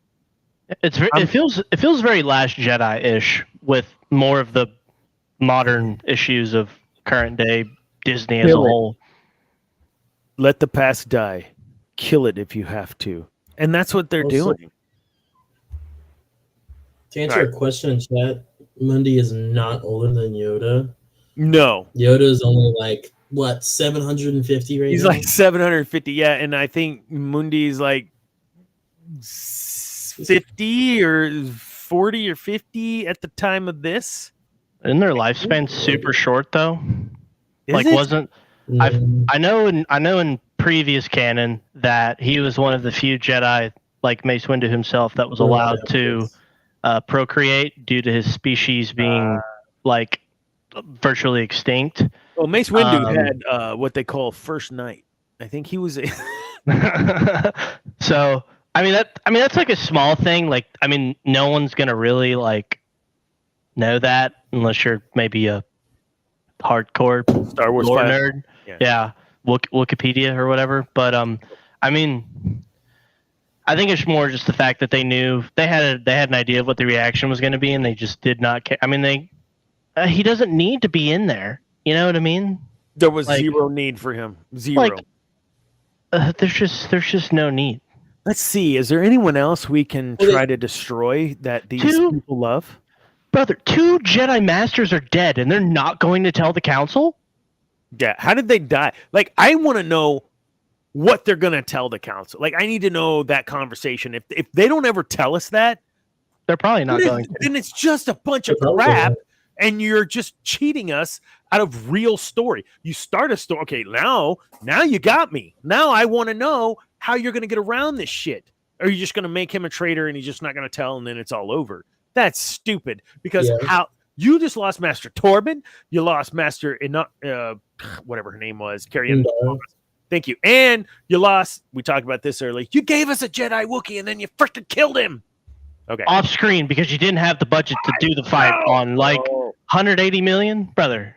See, and we talked about the 180, 200 million thing earlier in the show too, because I literally right before you sent me that, I was telling Charla, I was like, we're watching it. House of the Dragon. I'm like, I wonder what this costs. Really? That's it? Okay. It's an entirely different form of television, which can be said for HBO shows in general. Like HBO has that type of, but Andor,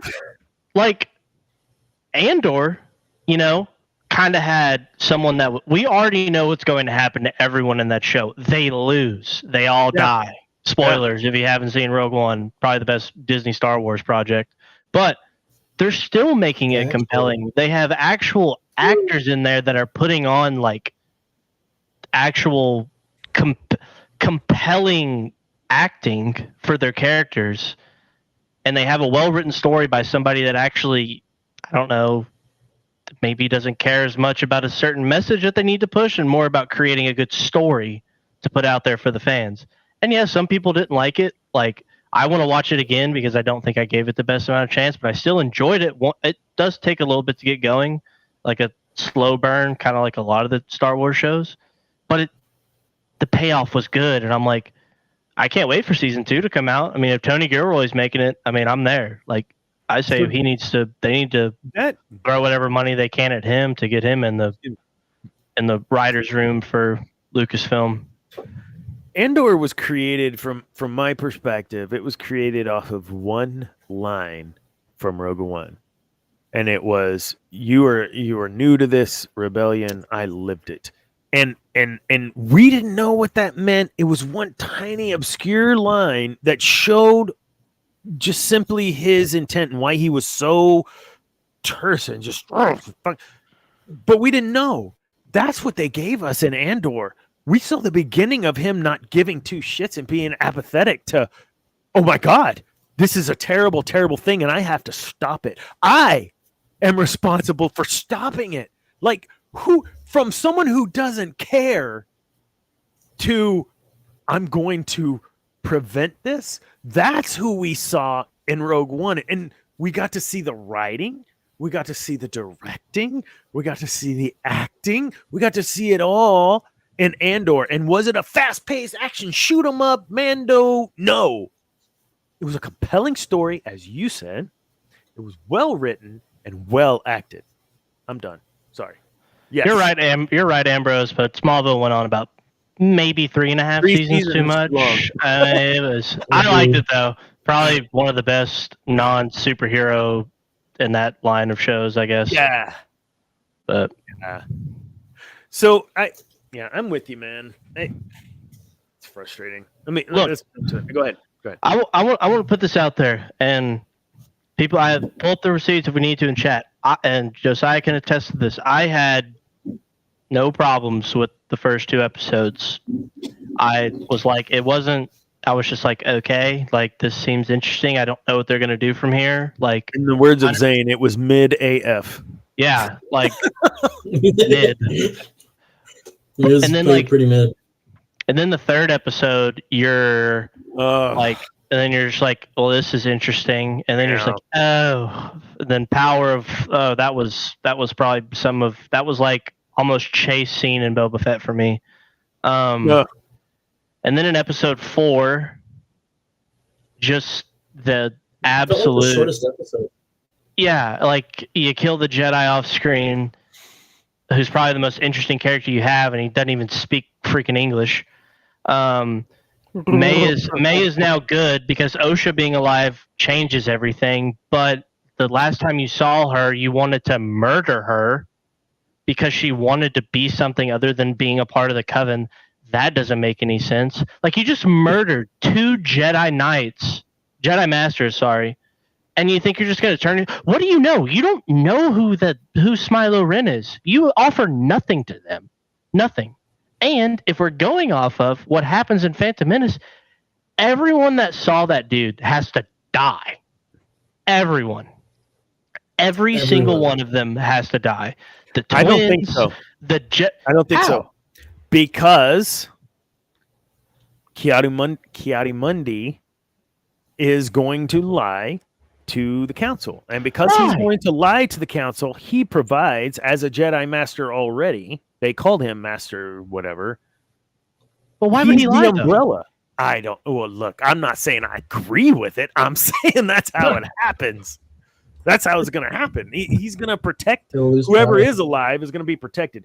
But you're right. I believe at the end of all of this, there's only going to be a handful of those folks still alive, and only one that could attest to potentially knowing there was, and that would have been Ki-Adi-Mundi. Yo, shout out to the flying Sith. Great callback to 2D Clone Wars.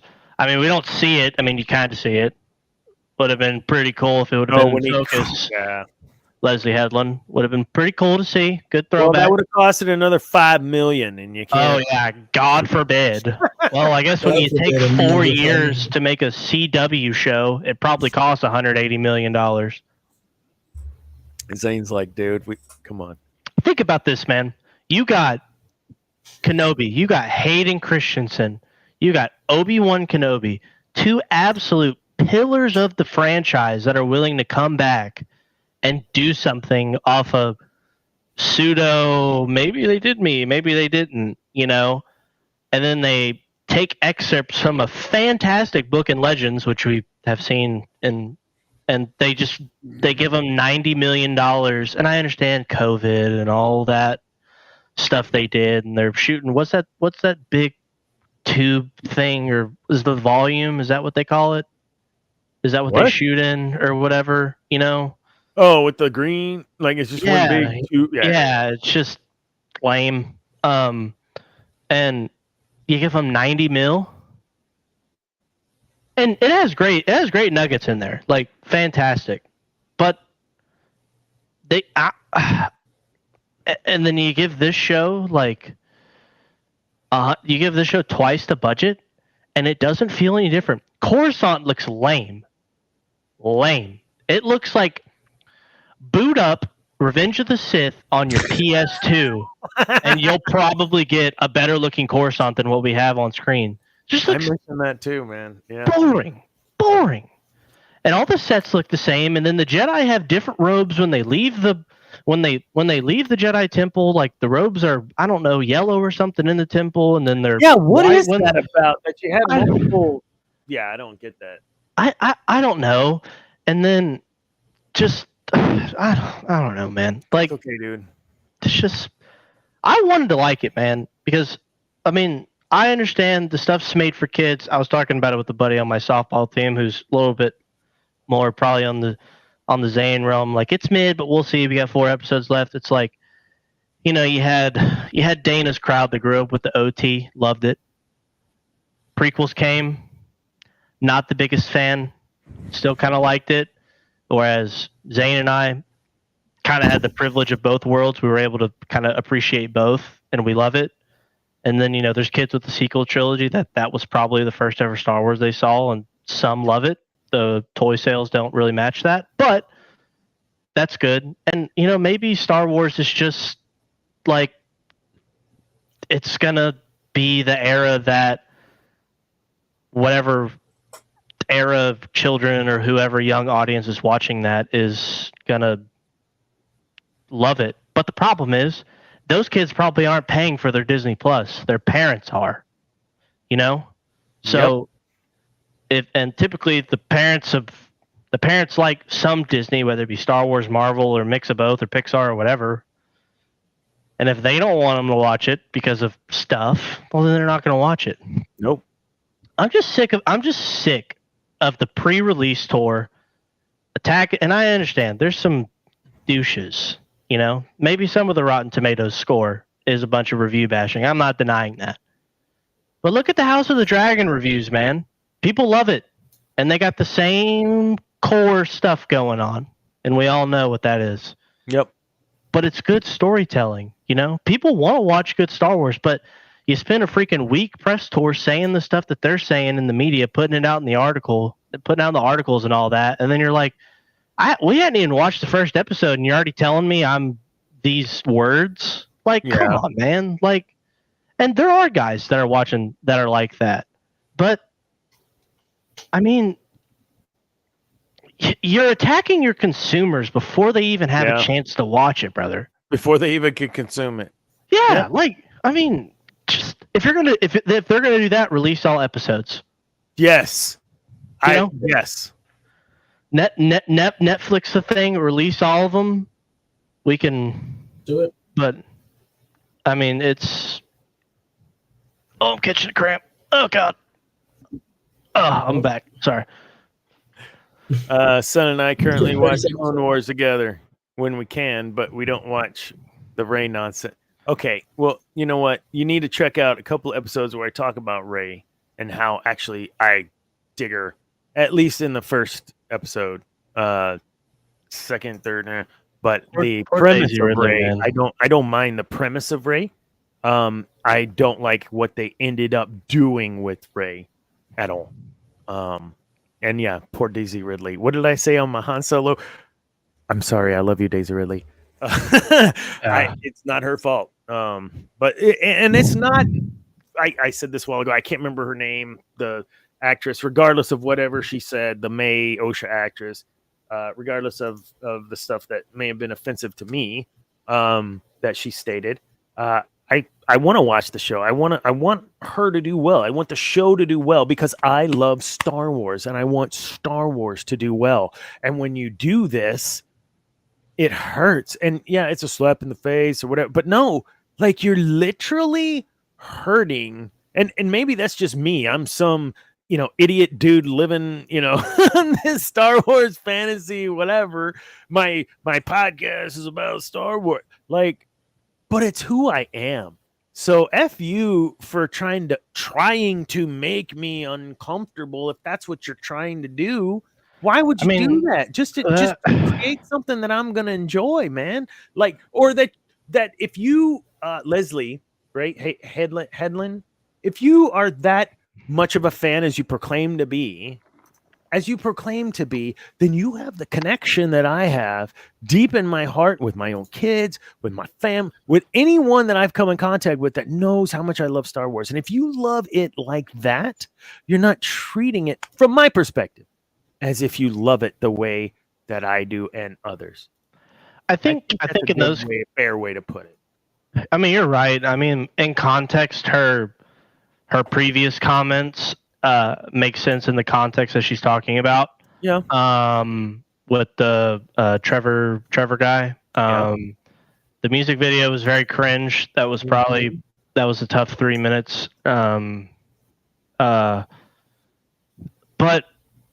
the characters aren't compelling. The writing sucks.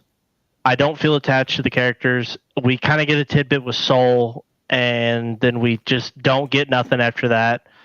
The May and Amanda Stenberg does not play May and Osha different, which I would imagine someone that has been training their whole life to kill a Jedi would probably act a little bit different and carry themselves a little bit different than the person that was raised in the Order and left the Order for reasons we still don't really know yet.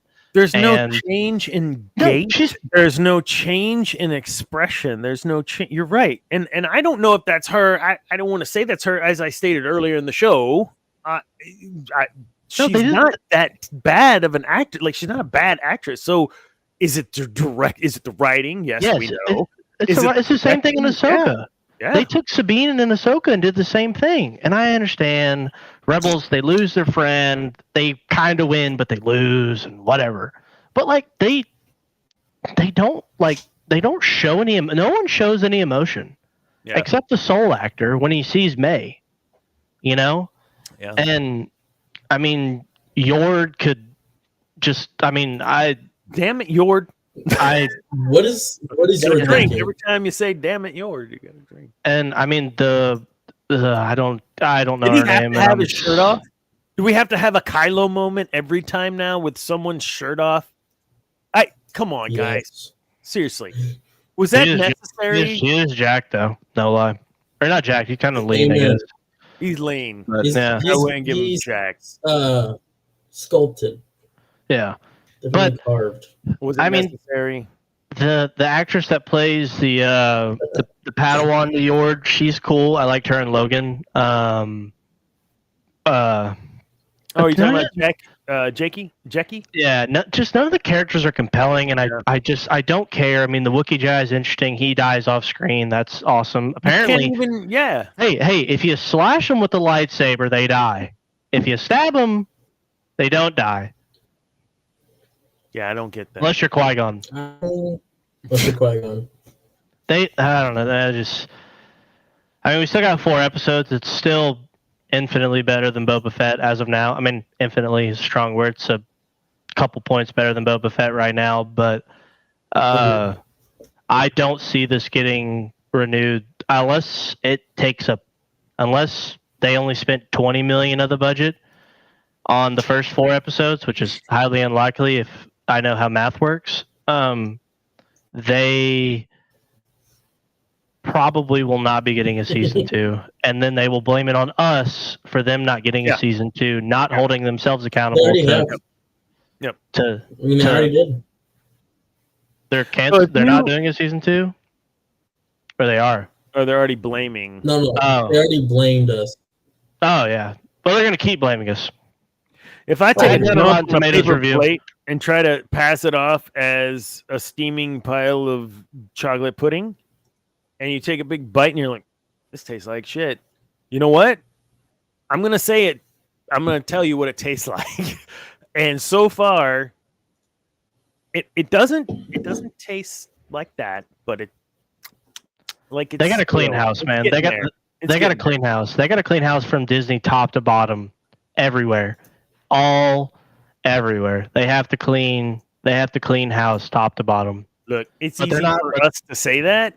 They're not going to. It's not so easy for them to do. But to our point earlier in the show, shareholders have a lot of power. And either Iger, according to Ambrose, Iger just wants to run it into the ground, which and sell it. It seems that way. And sell, yes, that's what it seems like is happening. He talks like a man that's going to sell something. The most truest thing Ambrose has said today. If I buy a pair of shoes and they fall apart on my walk home, it's not toxic to say that the pair of shoes in question sucks. I agree. Shout out to Ambrose. I think that's what I'm trying to do, is say this piece, this part, the shoes suck. This other stuff has potential, but don't screw it up, but I can't trust you not to screw it up. And that's where we are with Soul. We talked about Soul, and I want to get your opinion on him. We talked about Soul and that he's my favorite character. Everything about his compassion, his me as a people leader, everything about it, like I can relate to this person. Now, my fear is because it's that kind of a character that he's going to be killed and whatever. Like, they're not going to let that person survive and be successful. Something bad's going to happen, and it's going to be his fault, and he's going to get killed. That's where I'm at with Soul. What do you think's going to happen with Soul? How do you feel about Soul today? Cameron, what are your thoughts? We've already talked about it. I like Soul. Probably the most compelling character in the show, minus the Wookiee Jedi. And Carrie-Anne Moss, because I just like the Matrix. But they're relying more on the fact that we know Carrie-Anne Moss versus the fact that her character's compelling, which is typically the exact opposite of what they've done in the past. I think I thoroughly... I'm sorry. Oh, God. Tonight's episode was pretty good until the actors had to speak the lines written. Oh, the Geek and I. Thank you. That was fantastic. Sorry. Go ahead. I just thoroughly cannot stand how the Jedi are being portrayed. Yep. And I thoroughly cannot stand this thing in modern media that there is no good and bad. It's just from your perspective. When the creator of this franchise said that the light side of the Force is the good side, the dark side takes and takes and takes and eats you up. Yeah, we talked about the Force corruption, how that taint of the dark side actually changes you physically in your appearance. And we talked about Sidious and his potential of Force mask in Legends and all those. You missed some great shit tonight, man. I know. I probably with how softball went, I much would have rather have been here. But no, I mean, it's just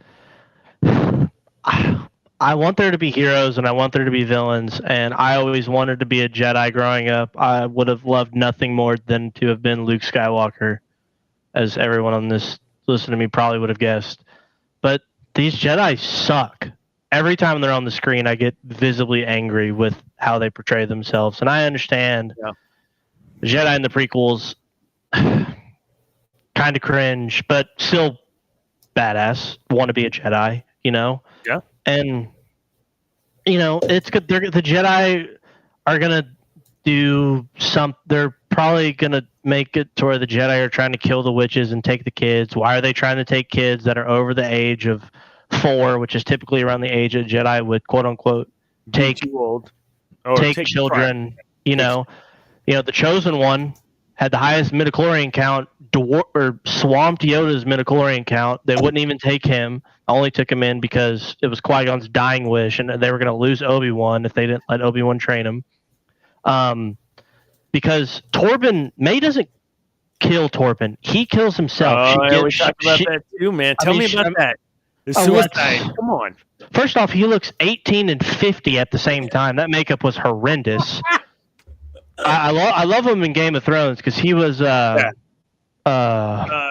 Tommen, right? Tommond? Yeah, Tommen Baratheon, whatever.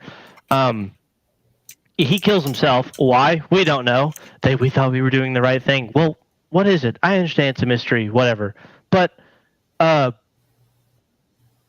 that doesn't make any sense. You know, they do like in episode 3, they do like the panel to something going on in the computer room that the Zabrak lady goes in and tries to look at or whatever. Yeah. Why are they trying to hunt this coven of witches? Because they've been ostracized or whatever they say. Why?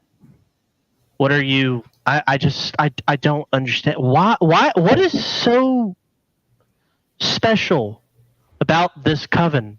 Look, I mean, the fact that they created force sensitive children. I think we're missing the point, Cam. The point is not anything to do with them. It's everything to do with the evil, overpowered Jedi that are pushing their ideology on everybody. I think that's the message that's being portrayed, at least what I've seen so far. And that the power that they're holding on to and not sharing with everybody makes them the villains in this. But the Jedi say the kids don't have to come if the mothers don't want them to come. That doesn't make any sense, man. I'm just saying. And how does everyone die? She lit a freaking piece of paper on fire. Wait, how? And so was in the home. With the book. And then the whole mountain blows up. Down, but they're not charred, right? They're not charred. And why? Why would the Jedi kill them? Why? What is the point? What is why? It doesn't make any sense why they would do that. So if the Jedi were so entrenched in that ideology of we must extinguish these other whatever, that's BS. From the vantage point of the prequels. And they wouldn't do that without the council knowing, man. That's right. So you would have never had the whole thing with old, what's his name? Anakin and Dooku. Anakin was like, no, I'm not going to kill him. Like, this is the ideology of the Jedi. That never would have happened. We're not going to tell anyone about this shit. We're not going to blah, blah, blah. I just cannot believe this wouldn't happen. Even Yoda said we must tread lightly, right? Because something is wrong. Not we must hide everything and keep it all. No, so we should be cautious how we come out of this. I sense a plot to overthrow the Jedi. That's a totally different thing than the Jedi want to hold all the power to themselves. The blah, blah, blah. Like all the shit we're getting now is totally different than the way it was portrayed even in the prequels, even in their complacency and failures that we point out on this show often. It was never like that. That, to me, is a bunch of hokum BS. That's not, I can't accept that that's now how it is or how it was. I can't accept that. You just broke the Jedi for me. Like, you just broke the Jedi. Because you can't have any good guys, Dana. That's the whole point. You can't have good guys anymore. Everybody's gray. And if you think gray Jedi's a thing, get out the chat because it's not a thing. I'm not vibing with it. Sorry if anybody thinks gray Jedi's a thing. Not a thing. 100% not a thing. Concept. Absolutely. It's not a thing from your boy Lucas. It's not a thing from Filoni. It's not a thing from what's his name? Lost his mind over that. We played that clip. Freddie Prinze Jr. There's no gray Jedi. Absolutely not. No. Yeah. Oh, yes. This is what it feels like. It feels like that you're watching kids play Star Wars on the playground, and they're just making stuff up as they go. That's okay. Now, what if we do this? And I didn't want to go into bash mode with this. We've been very fair so far, but dang it, Cam, you get on here and now you got me all riled. I'm being fair, man. Like, I don't know how I'm not being fair. What's one thing you really do like outside of Soul? What's one thing you do like about the show? I took it away. You got this. The ships look interesting to me. Oh my god! I would maybe buy a Lego. Come on. Really? Is that all? Nothing else in this entire series. I mean, I like Soul. I mean, does that count? I like Jackie. I thought the training that's thing with Jackie was cool. Yeah. I like Jackie, and I like how Jackie's trying to be the good Jedi, and she's, got compassion, friends, whatever.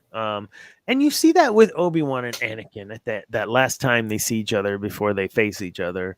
There's a lot of love there, a lot of attachment there. So where the Jedi don't, I agree with Anakin where he says in episode 2, the Jedi are actually encouraged to have attachment. It's implied through compassion, because if you have compassion, blah, blah, blah. Like, I agree with that. I think it's a little bit of a stretch from a rationale of a Jedi, but I agree with that. That's not what we're seeing. There's only one Jedi, from my perspective, in this show that's portraying that Jedi that we have learned that can be compassionate, and it's Saul. That's it. None of the other ones seem, at least from what I've seen, to have that level of care and compassion about the whole and about the individual, like Obi-Wan, like Anakin. Anakin gave his life, or put his life on the line for clones. Like, that's Jedi. The clones like fighting with Anakin because he was in the trenches with him. He was one of the few Jedi. They saw it in the Ahsoka show. Mm-hmm. He's marching into battle, brother. He's dying with the homies. Yeah. Dying with the homies. I mean, but you're not going to throw Yoda out there. He's tiny. I mean, one little bolt. I'm just kidding. I don't know. I mean, it probably could get a little bit better. I don't know if it's going to. They have 4 episodes left, and I feel like we know nothing. The episodes are all 30 minutes. I mean, what are we going to get? So that means they're like 28 minutes, 27 with creds. That's true. I mean, like, what? If we're going to do that, make it animated. You can do so much more. You can show so much more emotion, so much more better, compelling storytelling, Whereas every Sunday night, there's a large portion of a fantasy-loving fan base that's tuning in for a 65-minute banger on HBO. Yep. Because they took some source material. It's a small portion of the book. I've read the book. Like, they could do a lot more in terms of overall Targaryen history, right? And they took that, they changed some stuff up to make it fit for current stuff. You know what I'm saying? Mm-hmm. But it's still good, man. So they can do it. Problem is, like, I don't know what Ambrose says. We got simple-minded children in the writing room. Yeah. You can go watch a Battlefront 2 graphic animated Star Wars fan film or on YouTube that's 5 minutes long that shows more, that's more compelling and easier and just captivates you on freaking YouTube that somebody made with a desktop PC that shows more love to Star Wars and actually feels like you care, But God forbid you want something good, God forbid you want to feel like Star Wars, Yeah. No. This comment, I agree. Mace Windu is saying he's too dangerous. Yes. But that's the conflict that you have watching. That's different than what we're seeing, how the Jedi are being portrayed now. Would you agree? Mace Windu saying he's too dangerous to be left alive is way different than hiding the fact that there is. That's totally different. Anakin went and told him that this is the Sith Lord they have been looking for. They pull up 5 deep to the Chancellor's chambers, and he freaking kills 4 of the homies. Yeah, in there's a 30 seconds. So the novelization of Episode 3, there's a video clip that shows how long that actually lasted. Mm-hmm. And while in the movie it lasted several minutes, it literally only lasted like 90 seconds. Sidious is a badass. Like like within like I know it was like no, it was like boom, done, and now it's him and Mace. That's how fast that shit was. Well, he was a master of all forms. He didn't even like using a lightsaber. I mean, he's literally the final boss of Sith, brother. Yes, the final boss. Absolutely. It's like an Elden Ring. Yeah, he's literally an Elden Ring DLC boss on steroids. Yeah. With you would more have steroids. to pay an extra $50 for that boss, and you would do it because you knew how badass it would be to get it. And that, of course, the armor afterwards and the sword. But man, no, you're absolutely right. Palpatine's badass. We've killed that topic to death. Windu had already confirmed he was a Sith, and his buddies watching in front of him. Yeah, that whole bit, I think I can agree with the Jedi being a little too full of themselves in certain aspects in how they manage stuff. We've talked about that on the show. But what they're doing right now in the Acolyte is essentially trying to say that the Jedi are the controllers of who can use power. That's what they're trying to say. And I know what you're trying to do. And that's crap, that you're using our universe to push that garbage. I know what you're doing. And we all know what you're doing. And we're not going to say it because we want to still have a freaking show and not get canceled. We know what you're doing. That's what I want to do, man. It's wrong. You're killing an entire franchise just so you can try to prove a point that doesn't exist. All right. Dana, you're not a real fan. F you that. Don't like it. You're not a real fan. F that. No, yeah. I'm a real fan, and I believe 100% in all the beauty that is Star Wars that George created. Like this clip that I'll choose to play. Thank you very much. You guys have seen this because I shared it with you all. And then we'll get out of here, man. We've been on like way too long. My bad. It's only been 2.5 hours. It's only been 2.5 hours. Zane hates it when I get on. No, we were waiting. I was waiting until you got on, and then I left. He's locked in. He's locked in. I was locked in when we were talking about Kiadi Mundi procreating. Okay. Oh yeah, man, you went nuts. You gotta watch that. Yeah. Put that in the Acolyte. Yeah. All right, later, Ambrose. Here we go. Someone text. Wait, someone text. All right, share. All right, here we go. We got no volume. Look at Lucas. He's so happy. I'm not seeing nothing. Oh yeah, I'm seeing faces. For all. That the garbage that Disney has been pelling out is not real Star Wars. Let's listen to the creator of Star Wars. I would say, well, it's all white men. Most of the people are aliens. And the idea is that you're supposed to accept people for what they are, even if they're big and furry, or whether they've got they're green and whatever. The idea is all the people are equal. There's no women in the movies. Who do you think the heroes are in those films? What do you think Princess Leia was? She is the head of the rebellion. She's the one that's taking this young kid that doesn't know anything and trying to save the rebellion. She's the hero of the movie. When I sold the company, I just sort of said, I had a baby girl, I got married, I had a different life, because I knew it would take me another 10 years to make those films. And I was 69, and I said, I'm not gonna be doing this when I'm 79. It's time to let go and let somebody else do it. Then they started other ones when I sold the company, and a lot of those ideas that were in there sort of got lost. But that's the way it is. You are not going to believe.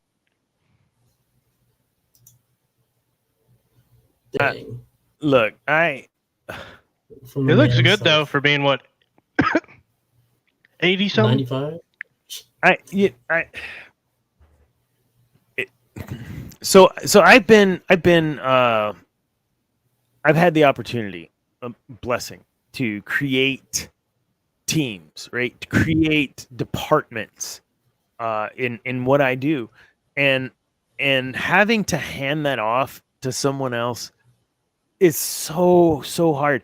And this is some tiny little who gives a crap support group. I can only imagine how much sleep or how many tears this man may have shed just because he had to let loose of his baby.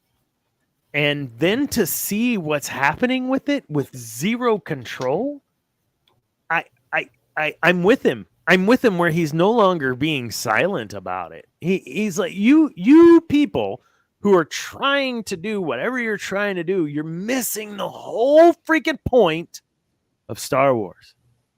Star Wars is about, and we did touch on this earlier, that evil empire of fascist, crazy races, whatever, speciesists, xenophobe, whatever. Like, yeah, they had their way of wanting things run. And the rebels were the ragtag group of everybody else. And they were able to defeat because of motivation, because of inspiration, etc., etc., etc., but mainly because of one, and I'm going to get emotional, Mon Mothma is the one that did it. Leia was an instrument in that, but it was Mon Mothma who orchestrated it all behind, with Bail Antilles behind her, with Bail Organa behind her. Like, she had men helping her. She was the leader, though. How do you miss this in Star Wars? How do you miss that Leia is an absolute badass? How do you miss all of those parts of Star Wars that truly do make it accessible for everyone? How do you miss that?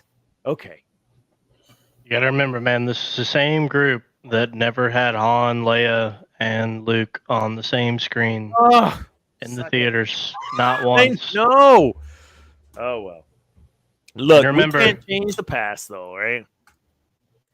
And we can't change we can't change the future because we can choose to spend our money where we want to spend our money. As I stated in the beginning of the show, and I'll state it again as we're nearing the end, if I didn't have a Sith podcast, I would not be watching episode 5. But I will watch episode 5 for the benefit of everyone else. Maybe good, man. You never know. It could be. But I started out very level playing field, ready, writing articles about how excited I was about it. Episode 1 and 2, I'm with you guys. I was like, all right, cool, it's all right. And then bam, and now we'll see what happens. One last piece for you, Cam. I got to go back over here to think. Master Torben, that became a very big topic tonight. Suicide. Jedi committing suicide. Not Jedi Kanan sacrificing himself on behalf of Phoenix. Straight up just killing himself. How do you feel about that? You know my honest answer? I want your honest answer, but I don't... Yes, I want your honest answer. I'm going to put it out there. I mean, suicide as a whole, really tough topic to talk about for me personally, but stupid. It was absolutely stupid. She's doing the freaking karate, trying to hit him at the force bubble, shout out Seer, Jedi games, type deal. And he doesn't do anything, and then she brings a poison, and then he's just like, okay, I'll kill myself.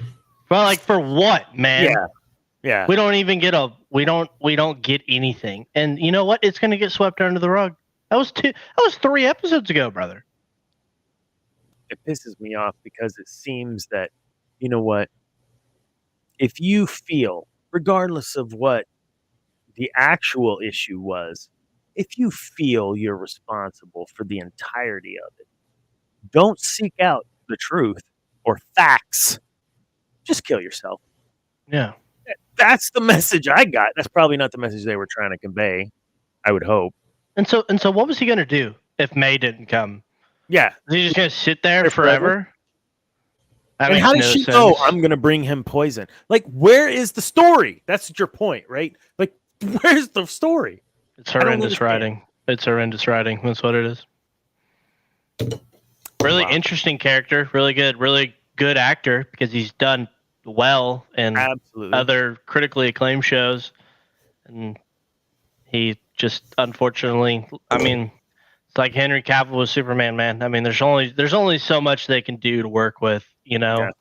Yeah. But we just got to accept it, because if we don't, then we don't like Star Wars. Yeah, we're the bad guys. We're the bad guys. Look, it's 33. 2.5 hours, the longest show ever. I'm about to pass out, but I'm glad we got you on, Cam, just for a few minutes at least. Next week, I know you may have something else, but we're gonna go over episode 5. We won't touch 6 because it would just be out. We'll go over episode 5, but we're gonna be talking about other stuff. This was just a solely Acolyte episode, just because we hadn't been meeting in the last 3 weeks. So my wine is empty. My TikTok has stopped. Cameron has given his at least 3 out of the 5 points I think he had to make tonight, and we'll give him plenty of time next time he's on too. So not worse than Boba Fett. I'm gonna put that out there. It's not my least favorite. That's true. I would agree. Even though they got Luke Skywalker right and Book of Boba Fett. I hope you're having a terrible evening, Ryan Johnson. I think this was probably the most involved we had from our viewership. So thank you all so much. And I mean that. Any sort of involvement just keeps this show going. We couldn't have gone 2.5 hours without fan involvement, or at least people watching the show. I wouldn't call you fans yet. So episode 40, I would say success. Appreciate everyone tuning in. Those of you that did join on the TikTok for a while, that was awesome too. Zane, good to see you again, although I see you often. Eris Korriban, Madison, not Madison Martin anymore. Oh my goodness. My daughter, she is Eris Korriban. She joined tonight and was totally involved. Thank you for that too. Ambrose, and of course, Debbie, and we can't forget about Josiah. I almost did. I was like, God, what's his name? Josiah. Love I'm not Josiah. About you, my friend. And I'm sure there was Charles, thank you. You created a piece that we talked about for a good 20 minutes. So thank you all for all your involvement and engagement. Cameron, thank you for spending the time and coming back after your game or games. Terrible evening. This was the highlight of my evening, man. I'm so glad I joined. Good. Andrew Haley, thank you for joining too. Even though you pointed out that loss that was hard to swallow last night. Yes, it was hard to swallow, but thank you for thinking of me in that moment. The Maggies, man, next year. Except for then I didn't know that Jim Schlesinger or whatever guy, he went over to UT. Are you kidding me? That man is an Hey, Jim Schlesinger, you are an absolute not great man. You should apologize to the Texags reporter. That's worse than Saban. That What he did something in the report, like with the Texags reporter. What happened? What I miss? Well, the Texags reporter asked him straight up about the rumors about the UT job, and he freaking snapped at him, said it was disrespectful. I took the job at A&M, then never take another coaching job. Literally last night. Oh my God! And they're flying. They got the Bluebell this evening or this afternoon, 3, 4. I don't know. Right when the news was breaking. Oh my God. Absolute breach of the Aggie honor code, my friend. See, you got some skin in that game. You got that ring, don't you? I do, baby. Yeah, Class 21. You, look at that. All right. Yeah, I don't have. I mean, I have a ring. It's ACU though, not ACU. Go Cats, baby. Yeah, that's right. Cats. So when Aggies played ACU, which never has, I don't think ever happened.